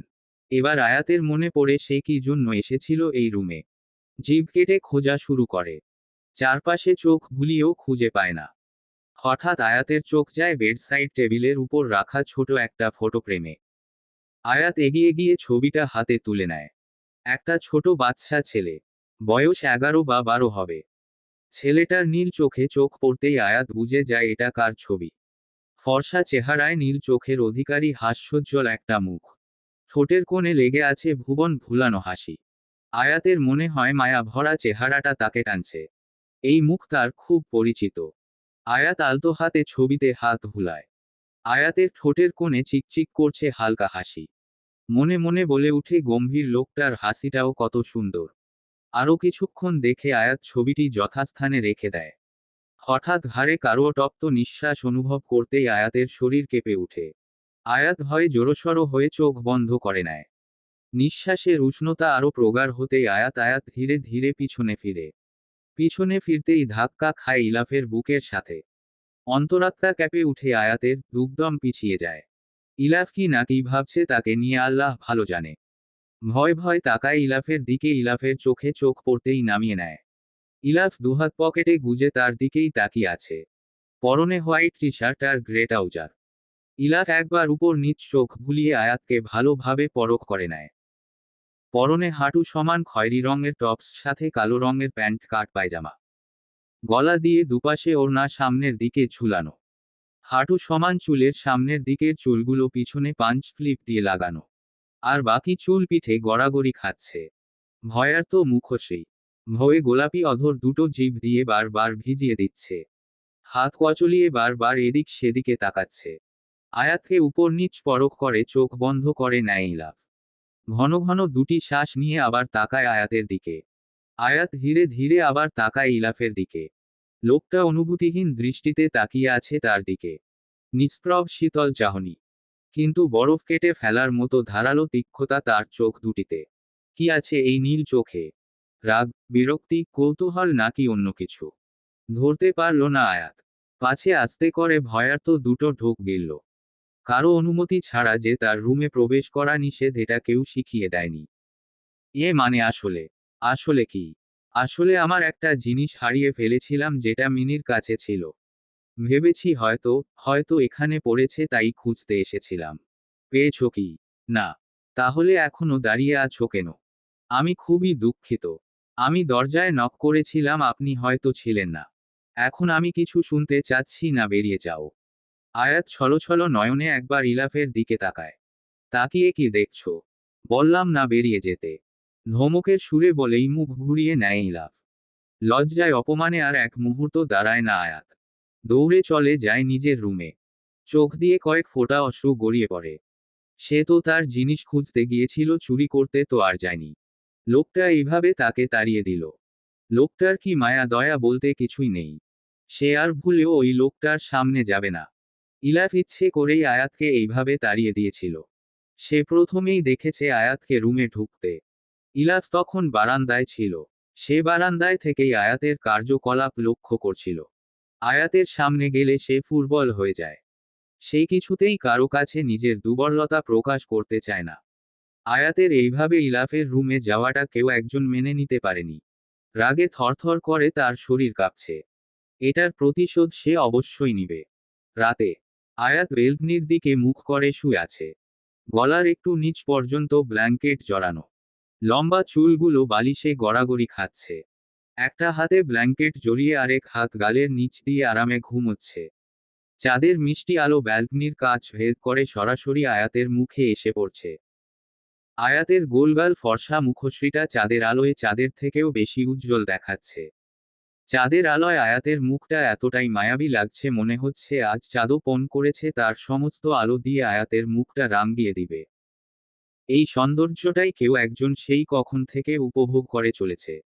এত নিখুঁতভাবে আয়াতকে পর্যবেক্ষণ করছে, মনে হচ্ছে এটাই তার জীবনের একমাত্র লক্ষ্য। লোকটা গভীরভাবে তাকিয়ে আছে আয়াতের দিকে। চোখের পাতা ফেলতেও মন চাইছে না তার। মনে হচ্ছে চোখের পাতা ফেললেই মাঝখানে অনেক বছর পেরিয়ে যাবে আর সে আয়াতের এই চন্দ্ররাঙ্গা মুখটা দেখতে পাবে না। গভীর শান্ত শীতল চোখের চাহনি, চোখে মুখে তার তৃপ্তির হাসি। ফ্যানের বাতাসে আয়াতের সামনের ছোট ছোট চুলগুলো বারবার তার চোখে মুখে পড়ছে। আয়াত বার কয়েক ঘুমের ঘোরে সেগুলো সরিয়ে দিয়ে আবার গভীর ঘুমে তলিয়ে যায়। ছন্নছাড়া চুল আবারও আয়াতকে বিরক্ত করতে চলে আসে। এবার লোকটা আলতো হাতে আয়াতের চুলগুলো কানের পাশে গুজে দেয়। মনে মনে চুলগুলোকে খানিক বকাঝকা করে। হাত এগিয়ে নেয় আয়াতের গালের কাছে। বৃদ্ধাঙ্গুলি দিয়ে ধীরে ধীরে স্লাইড করতে থাকে আয়াতের গালে। আয়াত হালকা কেঁপে উঠে। লোকটা এগিয়ে গিয়ে আয়াতের কপালে নিজের ঠোঁট ছোঁয়ায়। গভীরভাবে চুমু খায় কপালে। ঘুমের ঘোরে আয়াত চোখ মুখ কুঁচকে ফেলে। এবার খানিকটা সরে আসে লোকটা। আরো কিছুক্ষণ দাঁড়িয়ে দুচোখ ভরে দেখে নেয় তার ঘুম পরীকে। ঘুমের মধ্যে আয়াতের মনে হচ্ছে কেউ তাকে দেখছে। ঘুমের মধ্যে অস্বস্তি হতে থাকে আয়াতের। খানিকক্ষণ ছটপট করে নিভু নিভু চোখে তাকায় আয়াত। চাঁদের আলোয় পুরো রুম স্পষ্ট দেখা যাচ্ছে। কাউকেই দেখতে পাচ্ছে না আয়াত। তাহলে তার কেন মনে হয়েছে কেউ এই রুমের মধ্যে ছিল আর তাকে দেখছিল?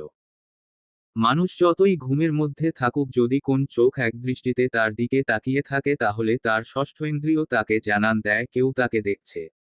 আয়াতেরও তাই মনে হয়েছে। এতটা ভুল কি করে হতে পারে সে? আয়াত সোজা হয়ে উঠে বসে।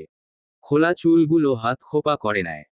চাঁদের আলোয় এরকম মনে হতে পারে ভেবে উঠে বারান্দার পর্দা টেনে দেয়। এগিয়ে এসে পানি খায়। ফোন হাতে নিয়ে দেখে রাত 3:41 বাজে। এখন আর তার ঘুম আসবে না। তাই গিয়ে রুমের লাইট জ্বালিয়ে দেয়। বই নিয়ে পড়তে বসে পড়ে। দরজায় কারো গলার আওয়াজ শুনতাই ঘুম ছুটে যায় আয়াতের। চোখ খুলে দেখতে পায় বই কোলে নিয়েই ঘুমিয়ে পড়েছে। বই পড়তে পড়তে কখন ঘুমিয়ে গেছে মনে নেই তার। আবার দরজায় টোকা পড়তেই দ্রুত বিছানা ছেড়ে উঠে পড়ে। গলায় ওড়না জড়িয়ে এগিয়ে গিয়ে দরজা খুলে দেয়। দরজা খুলতেই এহসানকে দেখতে পায় আয়াত। তার দিকে একদৃষ্টিতে তাকিয়ে আছে। জি কিছু বলবেন?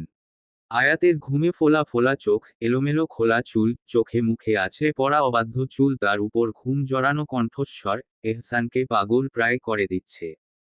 এক দৃষ্টিতে আয়াতের দিকে তাকিয়ে আছে এহসান। এহসানকে এইভাবে তাকিয়ে থাকতে দেখে কিছুটা ইতস্তত বোধ করে। আয়াত এদিক ওদিক চোখ ঘুরায় কয়েকবার, তাও এহসানের কোনো হেলদোল নেই। সে আয়াতকে দেখতে ব্যস্ত। আয়াত আবার বলে উঠে, কিছু বলবেন? কিছু প্রয়োজন? এবার একটু নড়েচড়ে উঠে এহসান জিভ দিয়ে শুকনো ঠোঁট ভিজিয়ে নেয়। এবার বলে উঠে, মম বলেছে তোমাকে নিয়ে শপিংয়ে যেতে, তাই রেডি হয়ে নাও। হঠাৎ আমাকে নিয়ে শপিংয়ে কেন? আজকে সন্ধ্যায় বাসায় অনুষ্ঠান আছে, রোশনি যাবে। না, মম তোমাকে একা নিয়ে যেতে বলেছে। সরি, রোশনি না গেলে আমি যাব না। রোশনি পড়ে যাবে এখন, তুমি আর আমি যাই চলো। তাহলে আমিও রোশনির সাথে পড়ে যাব। আচ্ছা, আমি রোশনিকে বলছি তুমি রেডি হয়ে নিচে আসো। ঠিক আছে বলে রুমে চলে যায় আয়াত। মন খারাপ হয়ে যায় এহসানের। কথায় ভেবেছিল আয়াতের সাথে একটু সময় কাটাবে, মাঝখানে ওই কাবাবের হাড্ডি রোশনি ঢুকে পড়েছে। পরক্ষণেই আবার কিছু একটা মনে করে চৌড়া হাসি দেয়। চুলগুলো টেনে দিয়ে ঠোঁট কামড়ে হেসে উঠে। এরপর সেখান থেকে চলে যায়। শপিং মলে গিয়েই শপিং মলে আয়াত আর রোশনি আগে আগে হাঁটছে। এহসান তাদের পিছনে পিছনে যাচ্ছে। এহসান বার কয়েক চেষ্টা করেছে আয়াতের সাথে ভাব জমানোর, কিন্তু আয়াত তাকে পাত্তা দেয়নি। আয়াত হাঁটতে হাঁটতে তার পা ব্যথা হয়ে গেছে। সেই 2 ঘন্টা যাবৎ রোশনি তাকে গরুর মতো নাকে দড়ি দিয়ে ঘুরাচ্ছে। একবার এই দোকান যাচ্ছে তো আরেকবার অন্য দোকানে। কোনটা থেকে নিলে ভালো হবে ভাবতে ভাবতে পুরো শপিং মল 2বার টহল দেওয়া শেষ। আয়াতের শরীরে আর শক্তি নেই। রোশনির এখনো অনেক কিছু কেনা বাকি। আয়াতের এখন একটু রেস্ট নেওয়া প্রয়োজন। আয়াত রোশনিকে বলে উঠে, তোমার তো এখনো অনেক কিছু কেনা বাকি আছে। তুমি তাহলে কিনো, আমি বরং কোথাও গিয়ে একটু রেস্ট নেই। এ বাবা কি বলো, তুমি পছন্দ করে দিবে না আমাকে? প্লিজ রোশনি, তুমি একটুও কষ্ট করে নিয়ে নাও। আর তোমার ভাই তো আছে। আমি বরং গিয়ে একটু বসি। ঠিক আছে তাহলে তুমি ছাদে চলে যাও, ওখানে রেস্টুরেন্ট আছে। তুমি গিয়ে ঠান্ডা কিছু খাও। আর একটু রেস্ট নাও। আয়াত চলে যেতে নিলে এহসান বলে উঠে, কোথায় যাচ্ছ? সেই একটু দূরে থাকায় এতক্ষণ তাদের কথা শুনতে পাইনি। আমি ছাদে যাচ্ছি, একটু বসবো। তো একা কেন যাচ্ছ? আমিও যাব চলো। এহসানের এত আদিক্ষেতা আয়াতের একটুও ভালো লাগছে না। না না, প্রয়োজন নেই, আমি একা যেতে পারবো। আপনি বরং রোশনির সাথে যান। ওকে কেনাকাটা করতে একটু সাহায্য করুন। শিওর তো? হ্যাঁ, হ্যাঁ, আপনাদের কেনাকাটা শেষ হলে আমাকে কল দিলে আমি চলে আসব। ওকে, আমাদের বেশি সময় লাগবে না। তুমি সাবধানে থেকো। ঠিক আছে। আয়াত চলে যায় সেখান থেকে। একটু দূরে যেতে আয়াত লক্ষ্য করে একটা ছেলেও তার পিছন পিছন যাচ্ছে। আয়াত অনেকক্ষণ থেকে খেয়াল করেছিল ছেলেটা বারবার তাদের দিকে তাকাচ্ছিল। তারা যে দিকে যাচ্ছিল ছেলেটাও সেদিকে যাচ্ছিল। কিন্তু তখন এতটা পাত্তা দেয়নি। এখন আয়াতের মনে হচ্ছে ছেলেটা নিশ্চয়ই তাকে ফলো করছে। ছেলেটাকে দেখে একটু সন্দেহ হয়। ভয় ঝেঁকে ধরে আয়াতের মনে। ছেলেটার কোন উদ্দেশ্য নেই তো আবার? মনে মনে ভাবে আয়াত। আয়াত যেদিকে যাচ্ছে ছেলেটাও আয়াতের পিছনে যাচ্ছে। আয়াত দ্রুত গতিতে সিঁড়ির কাছে চলে আসে। আয়াত ছাদে উঠতে যাবে এমন সময় আবার একবার পিছন ফিরে তাকায়। পিছন ফিরে দেখতে পায় ছেলেটি আর নেই। আয়াত চারপাশে একবার চোখ ভুলায়। মনে মনে বলে উঠে, এখনই এখানে ছিল, হঠাৎ কোথায় উধাও হয়ে গেল। যাক বাবা, যেখানেই যাক আমার কি। গেছে ভালো হয়েছে। চিন্তা মুক্ত হলাম। বলেই আয়াত ছাদে চলে যায়। ছাদে গিয়ে একটা কিনারে বসে পড়ে। ব্যাগ থেকে ফোন বের করে দেখে তানহা তাকে অনেকবার ফোন দিয়েছে। ওই দিনের পর আর তানহার সাথে কথা হয়নি তার। রায়হান ভাইয়ের খোঁজও নেওয়া হয়নি। খারাপ লাগে আয়াতের। মানুষটা ভালোবেসে ছিল, কোনো পাপ তো করেনি। একবার খোঁজ নেওয়া উচিত ভেবে তানহাকে কল দেয়। কথা বলতে বলতে প্রায় 10 মিনিটের বেশি হয়ে যায়। তানহার সাথে কথা শেষ করে ফোনটা রেখে দেয়, মাথা ব্যথা করছে তার। মাথায় হাত দিয়ে চোখ বন্ধ করে নেয়। কিছুক্ষণ ওইভাবেই থাকে। কিছু একটা মনে করে চোখ খুলে আয়াত। সামনে তাকাতে অবাক হয়ে যায় সে। পুরো ছাদ খালি, কোন মানুষ নেই এখানে। একটু আগেও কয়টা মানুষ ছিল। কোথায় গেল সব? আয়াত আশেপাশে ভালো করে একবার দেখে নেয়। না, এখানে মানুষ তো দূরের কথা, একটা কাকপক্ষীও নেই। পুরো ছাদ জুড়ে পিনপতন নীরবতা বিরাজ করছে। এবার কিছুটা ভয় পায় আয়াত। বের হওয়ার জন্য উঠে পড়ে জলদি। দরজার কাছে যেতে দেখতে পায় দরজা ভেতর থেকে লাগানো। একটু আগেই তো এই দরজা দিয়ে এসেছিল সে, এখন এটা বন্ধ কেন? আয়াত বার কয়েক জোরে জোরে দরজায় ধাক্কা দেয়। কিন্তু কারো কোন সারা শব্দ আসে না। এবার মোবাইল হাতে নিয়ে রোশনীকে কল দিতে যায়। হঠাৎ আয়াতের চারদিক থেকে ধোঁয়া উঠতে থাকে। ধোঁয়ার কারণে আশেপাশে কিছু দেখা যাচ্ছে না। আয়াত হাত দিয়ে ধোঁয়া তাড়ানোর চেষ্টা করে। ধোঁয়ার কারণে আয়াতের কাশি উঠে যায়। কাশতে কাশতে আয়াতের চোখ যায় সামনে। ধোঁয়া খানিকটা কমেছে। আয়াত হাত দিয়ে আবারও ধোঁয়া তাড়ানোর চেষ্টা করে, সামনের দিকে ভালো করে লক্ষ্য করে। আয়াত দেখতে পায় তার থেকে কয়েক হাত দূরে একটি লোক দাঁড়ানো। আয়াত ভালোভাবে দেখার চেষ্টা করে লোকটিকে। আপনা আপনি মুখ দিয়ে বেরিয়ে আসে, আরে এটা তো সেই ছেলেটা যে একটু আগে তার পিছে নিয়েছিল। এখানে কি করছে? লোকটা কি তার কোনো ক্ষতি করতে এসেছে? আয়াত ঘাবড়ে যায়। দৌড়ে দরজার কাছে চলে যায়। আয়াত জোরে দরজা ধাক্কানো শুরু করে। সাহায্যের জন্য চেঁচাতে শুরু করে। আয়াত আবার পিছনে ফিরে তাকায় লোকটার দিকে। লোকটা এখনো একইভাবে দাঁড়িয়ে আছে। লোকটাকে ঠাই দাঁড়িয়ে থাকতে দেখে আয়াত আরো ভালোভাবে লক্ষ্য করে। আয়াত খেয়াল করে লোকটা সোজা হয়ে তার দিকে তাকিয়ে দাঁড়িয়ে আছে ঠিকই, কিন্তু কোনো নাড়াচাড়া করছে না। আয়াত এবার লোকটার দিকে পুরোপুরি ঘুরে সতর্কতার সহিত লোকটাকে পা থেকে মাথা পর্যন্ত একবার ভালো করে পরখ করে নেয়। খেয়াল করে দেখে অল্প বয়সী একটা ছেলে, 2-4 বছরের হবে হয়তো। ছেলেটার গলার কাছে গিয়ে চোখ আটকে যায় আয়াতের। ছেলেটার গলার মাঝ বরাবর একটা ছুরি দেখা যাচ্ছে। কেউ একজন তার গলায় ছুরি ধরে আছে। ছেলেটার হাত পিছন দিকে বাঁধা। সাথে সাথে আয়াতের শরীরের সকল লোমকূপ সজাগ হয়ে যায়। হাঁটু কাঁপছে তার। ছেলেটার পিছন থেকে হঠাৎ করে আরো একটা লোক বেরিয়ে আসে। এতক্ষণে ধোঁয়াটা পুরোপুরি সরে গিয়েছে। সবকিছু এখন আগের মতো স্পষ্ট দেখা যাচ্ছে। লোকটার পুরো শরীর কালো কাপড় দিয়ে ঢাকা। মুখে মাস্ক লাগানো। পরনে কালো কোট, হাতে কালো গ্লাভস। পায়ে কালো বুট। লোকটার শরীরের একটা অংশও দেখা যাচ্ছে না। চোখে কালো চশমা লাগানো। এবার আয়াত কিছুটা পিছিয়ে যেতে থাকে। টেবিলের সাথে ধাক্কা খেয়ে দাঁড়িয়ে যায়। ছেলেটা তার দিকে অসহায় দৃষ্টিতে তাকায়। ছেলেটার চোখে পানি চিকচিক করছে। ছেলেটা আয়াতের দিকে তাকিয়ে বলে উঠে, আমাকে ক্ষমা করে দিন ম্যাডাম। আমি আর কখনো আপনার পেছনে যাব না। আমার ভুল হয়ে গেছে। উনাকে বলেন না আমাকে ছেড়ে দিতে। বলেই কান্না করে দেয় ছেলেটা। আয়াত চোখ তুলে লোকটার মুখের দিকে তাকায়। কাপা কাপা কণ্ঠে বলে ওঠে, উনাকে ছেড়ে দিন। আমি ক্ষমা করে দিয়েছি ওনাকে। লোকটা যেন এদের কোন কথাই শুনতে পায়নি। ছেলেটার গলার কাছে ছুরিটা আরেকটু চেপে ধরে। ছুরিটা এত ধরানো ছিল যে সাথে সাথে একটু কেটে যায়। পিনকি দিয়ে রক্ত বেরোনো শুরু করে। এবার ছেলেটা চিৎকার দিয়ে বলা শুরু করে, প্লিজ আমাকে মারবেন না, আমি কথা দিচ্ছি আমি এরকম আর কখনো করব না। ম্যাডাম প্লিজ আমাকে ছেড়ে দিতে বলেন। প্লিজ আমাকে ছেড়ে দেন। আমি। আর কিছু বলতে পারে না ছেলেটা। তার আগে লোকটা ছুরি দিয়ে ছেলেটার গলা কেটে দেয়। গড়গড় করে রক্ত বের হতে থাকে। লোকটা ছেলেটাকে ছেড়ে দেয়। ছেলেটা ফ্লোরে লুটিয়ে পড়ে ছটফট করতে থাকে। জবাই করা গরুর মতো ছেলেটার গলা কেটে দিয়েছে লোকটা। না, চিৎকার দিয়ে ওঠে আয়াত। তার শরীর কাঁপছে। আর দাঁড়াতে পারছে না। লোকটা এখানেই থেমে যায়নি।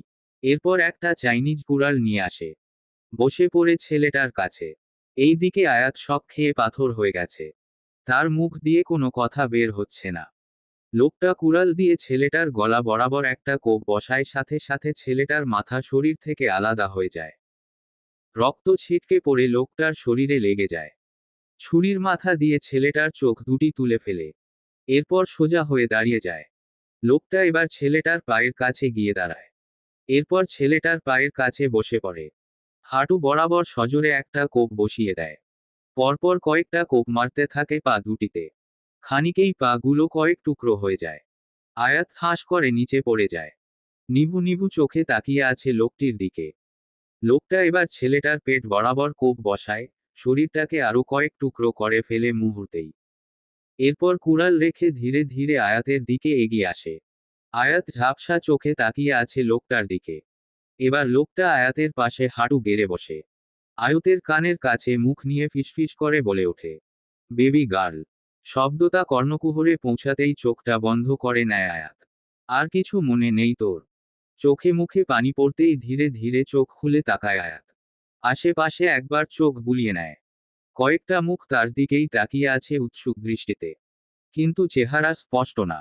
আবার ঢলে পড়তে নিলে এগিয়ে এসে ধরে ফেলে রোশনি।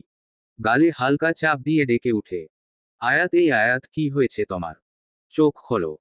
পরিচিত আওয়াজ কর্ণকুহরে যেতেই আবার ধীরে ধীরে চোখ মেলে তাকায় আয়াত। বার কয়েক চোখের পাতা ঝাপটায়। ধীরে ধীরে চারপাশ স্পষ্ট হচ্ছে।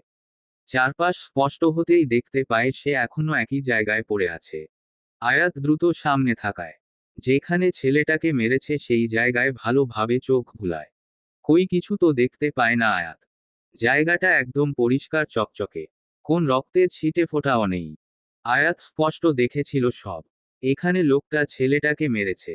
সব মনে আছে তার একদম স্পষ্টভাবে। কিন্তু এখন কিছু দেখছে না কেন সে? রোশনির কথায় ধ্যান ভাঙে আয়াতের। কি হলো বলো, কি হয়েছে তোমার? শরীর কি বেশি খারাপ ছিল? আয়াত ড্যাব ড্যাব করে তাকিয়ে আছে রোশনির দিকে। কিছু বলো আয়াত। রোশনির থেকে মুখ ঘুরিয়ে আশেপাশে দেখে। মানুষজন এখনো তার দিকে জিজ্ঞাসু দৃষ্টিতে তাকিয়ে আছে। এখানে তো কোন মানুষ ছিল না। এখন এত মানুষ এলো কোথেকে, ভাবতে থাকে আয়াত। এর মধ্যে এহসান এসে আয়াতের সামনে বসে। সে এতক্ষণ একটা ক্লায়েন্টের সাথে কথা বলছিল। রোশনি যখন আয়াতের কথা তাকে জানায় হুড়মুড়িয়ে এসে উপস্থিত হয় এখানে। আয়াতের দিকে তাকিয়ে একটার পর একটা প্রশ্ন করতে থাকে এহসান। কিছুটা বিরক্ত হয় আয়াত।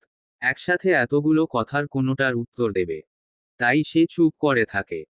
তার মাথায় শুধু তখনকার কথাই চলছে। এহসানের ননস্টপ প্রশ্নে এবার আয়াতে তাকায় এহসানের দিকে। লোকটার চোখে মুখে আতঙ্ক স্পষ্ট বোঝা যাচ্ছে। তাই এবার আয়াত নরম কণ্ঠে বলে ওঠে, বাড়ি যাব, আমাকে বাড়ি নিয়ে চলুন। আমার শরীর খারাপ লাগছে। রোশনি আয়াতকে ধরে ওঠায়। পায়ে পায়ে নিয়ে যায় দরজা পর্যন্ত। আয়াত এখনো ভাবছে তার সাথে এসব কি হচ্ছে। ভাবনার মাঝে কিছু একটা মনে পড়তে দ্রুত মাথা ঘুরায় পিছনে। চারপাশে আবার একবার চোখ ভুলায়। ছাদের এক কোণায় গিয়ে চোখ আটকে যায় আয়াতের। দেয়ালের পিছন থেকে মাস্ক পরা লোকটা তার দিকেই তাকিয়ে আছে। যদিও লোকটার চোখে চশমা ছিল, তাও আয়াত স্পষ্ট বুঝতে পারছে লোকটা তার দিকেই তাকিয়ে আছে। কয়েক সেকেন্ডের জন্য হৃদস্পন্দন বন্ধ হয়ে আয়াতের। চোখ বন্ধ করে জোরে জোরে শ্বাস নেয়। শরীর মৃদু কাঁপছে। পড়ে যেতে নিলে রোশনি শক্ত করে ধরে নেয়। কাপা কাপা চোখে আবার ধীরে ধীরে সামনের দিকে তাকায় আয়াত। তার চাহনি লক্ষ্য করে রোশনিও সেদিকে তাকায়। কিছুই দেখা যাচ্ছে না। আয়াত আর লোকটাকে দেখতে পাচ্ছে না। কাউকে খুঁজছো আয়াত? না, চলো বলে ধীর পায়ে নেমে যায় ছাদ থেকে। বাড়িতে পৌঁছে আয়াতকে তার রুমে নিয়ে যায় রোশনি। খাটে বসেই মেয়েটকে বলে এক গ্লাস লেবুর শরবত আনিয়ে নেয়। শরবতটা খেয়ে কিছুটা স্বস্তি পায় আয়াত। রোশনি আয়াতের পাশে গিয়ে বসে। প্রশ্নাত্মক দৃষ্টিতে তাকায় আয়াতের দিকে। এবার বল, তখন কি হয়েছিল? তোমার শরীর এতটা খারাপ ছিল না যে জ্ঞান হারিয়ে ফেলবে? এবার কি বলবে আয়াত? কিভাবে বলবে? কেউ তো তাকে বিশ্বাস করবে না। কি বলা উচিত তার এখন? রোশনি আবার জিজ্ঞেস করে, তুমি কি কোন কিছু দেখে ভয় পেয়েছিলে? আয়াত থমথমে মুখ নিয়ে তাকায় রোশনির দিকে। আচ্ছা রোশনি, আমাকে এটা বলো, তুমি কিভাবে জানলে আমি ছাদে অজ্ঞান হয়ে পড়েছিলাম? আমি আর ভাইয়া যখন কেনাকাটায় ব্যস্ত ছিলাম, হঠাৎ ভাইয়ের একটা ক্লায়েন্টের সাথে দেখা হয়েছে। ভাইয়া উনার সাথে বেরিয়ে যায়। আমার একা একা আর ভালো লাগছিল না, দেখে তোমাকে কল দেই বাসায় চলে আসবো ভেবে। কিন্তু অনেকবার কল দেওয়ার পরে তুমি কল ধরছিলে না। তোমার কিছু হয়েছে কিনা সেটা ভেবে আমি টেনশনে পড়ে যাই। এর কিছুক্ষণ পর তোমার নাম্বার থেকে কল আসে। রিসিভ করতে ওপাশ থেকে কোন ছেলের আওয়াজ পাই। কি বলেছে ছেলেটা? সে বলেছিলে ফোনটা যার, সে এখানে ছাদে অজ্ঞান হয়ে পড়ে আছে। আপনারা যদি আশেপাশে থাকেন তাহলে দ্রুত এসে এনাকে নিয়ে যান। এরপর আমি ভাইকে কল করে জানাই আর জলদি ছাদে গিয়ে দেখি তুমি সত্যি সত্যি অজ্ঞান হয়ে পড়ে আছো। আচ্ছা রোশনি, তুমি ছাদে গিয়ে কিছু দেখেছিলে? মানে সন্দেহজনক কিছু? আর আমি কি ওখানে একা ছিলাম? না তো। কেন, সন্দেহজনক কিছু দেখিনি। আর রেস্টুরেন্টে কি কেউ একা থাকে নাকি? তুমি ছাড়া ওখানে আরো অনেক মানুষ ছিল। আচ্ছা সত্যি করে বলো তো কি হয়েছে? না তেমন কিছু হয়নি, আমি আসলে ছোটবেলা থেকে বেশি স্ট্রেস নিতে পারি না, হঠাৎ এত হাঁটাহাঁটি অনেক টায়ার্ড হয়ে গিয়েছিলাম, এজন্য শরীর খারাপ হয়ে গিয়েছে। আচ্ছা তাহলে তুমি এখন রেস্ট করো, আমি পরে আসবো। বলে চলে যায় রোশনি। আয়াত ভাবনায় পড়ে যায়। তাহলে ও যখন ছিল তখন সব মানুষ কোথায় ছিল? আর যে ছেলেটাকে মেরেছে তার লাশ কোথায়? তখনকার ঘটনাটা আবার মাথা ছাড়া দিয়ে ওঠে।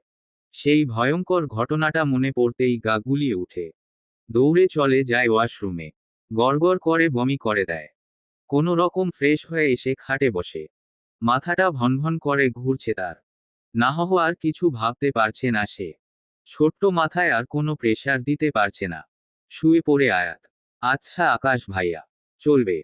গল্প একটা নীল জ্যোৎস্না রাতে। সূচনা পর্ব। লেখনীতে ইনা আরোজ।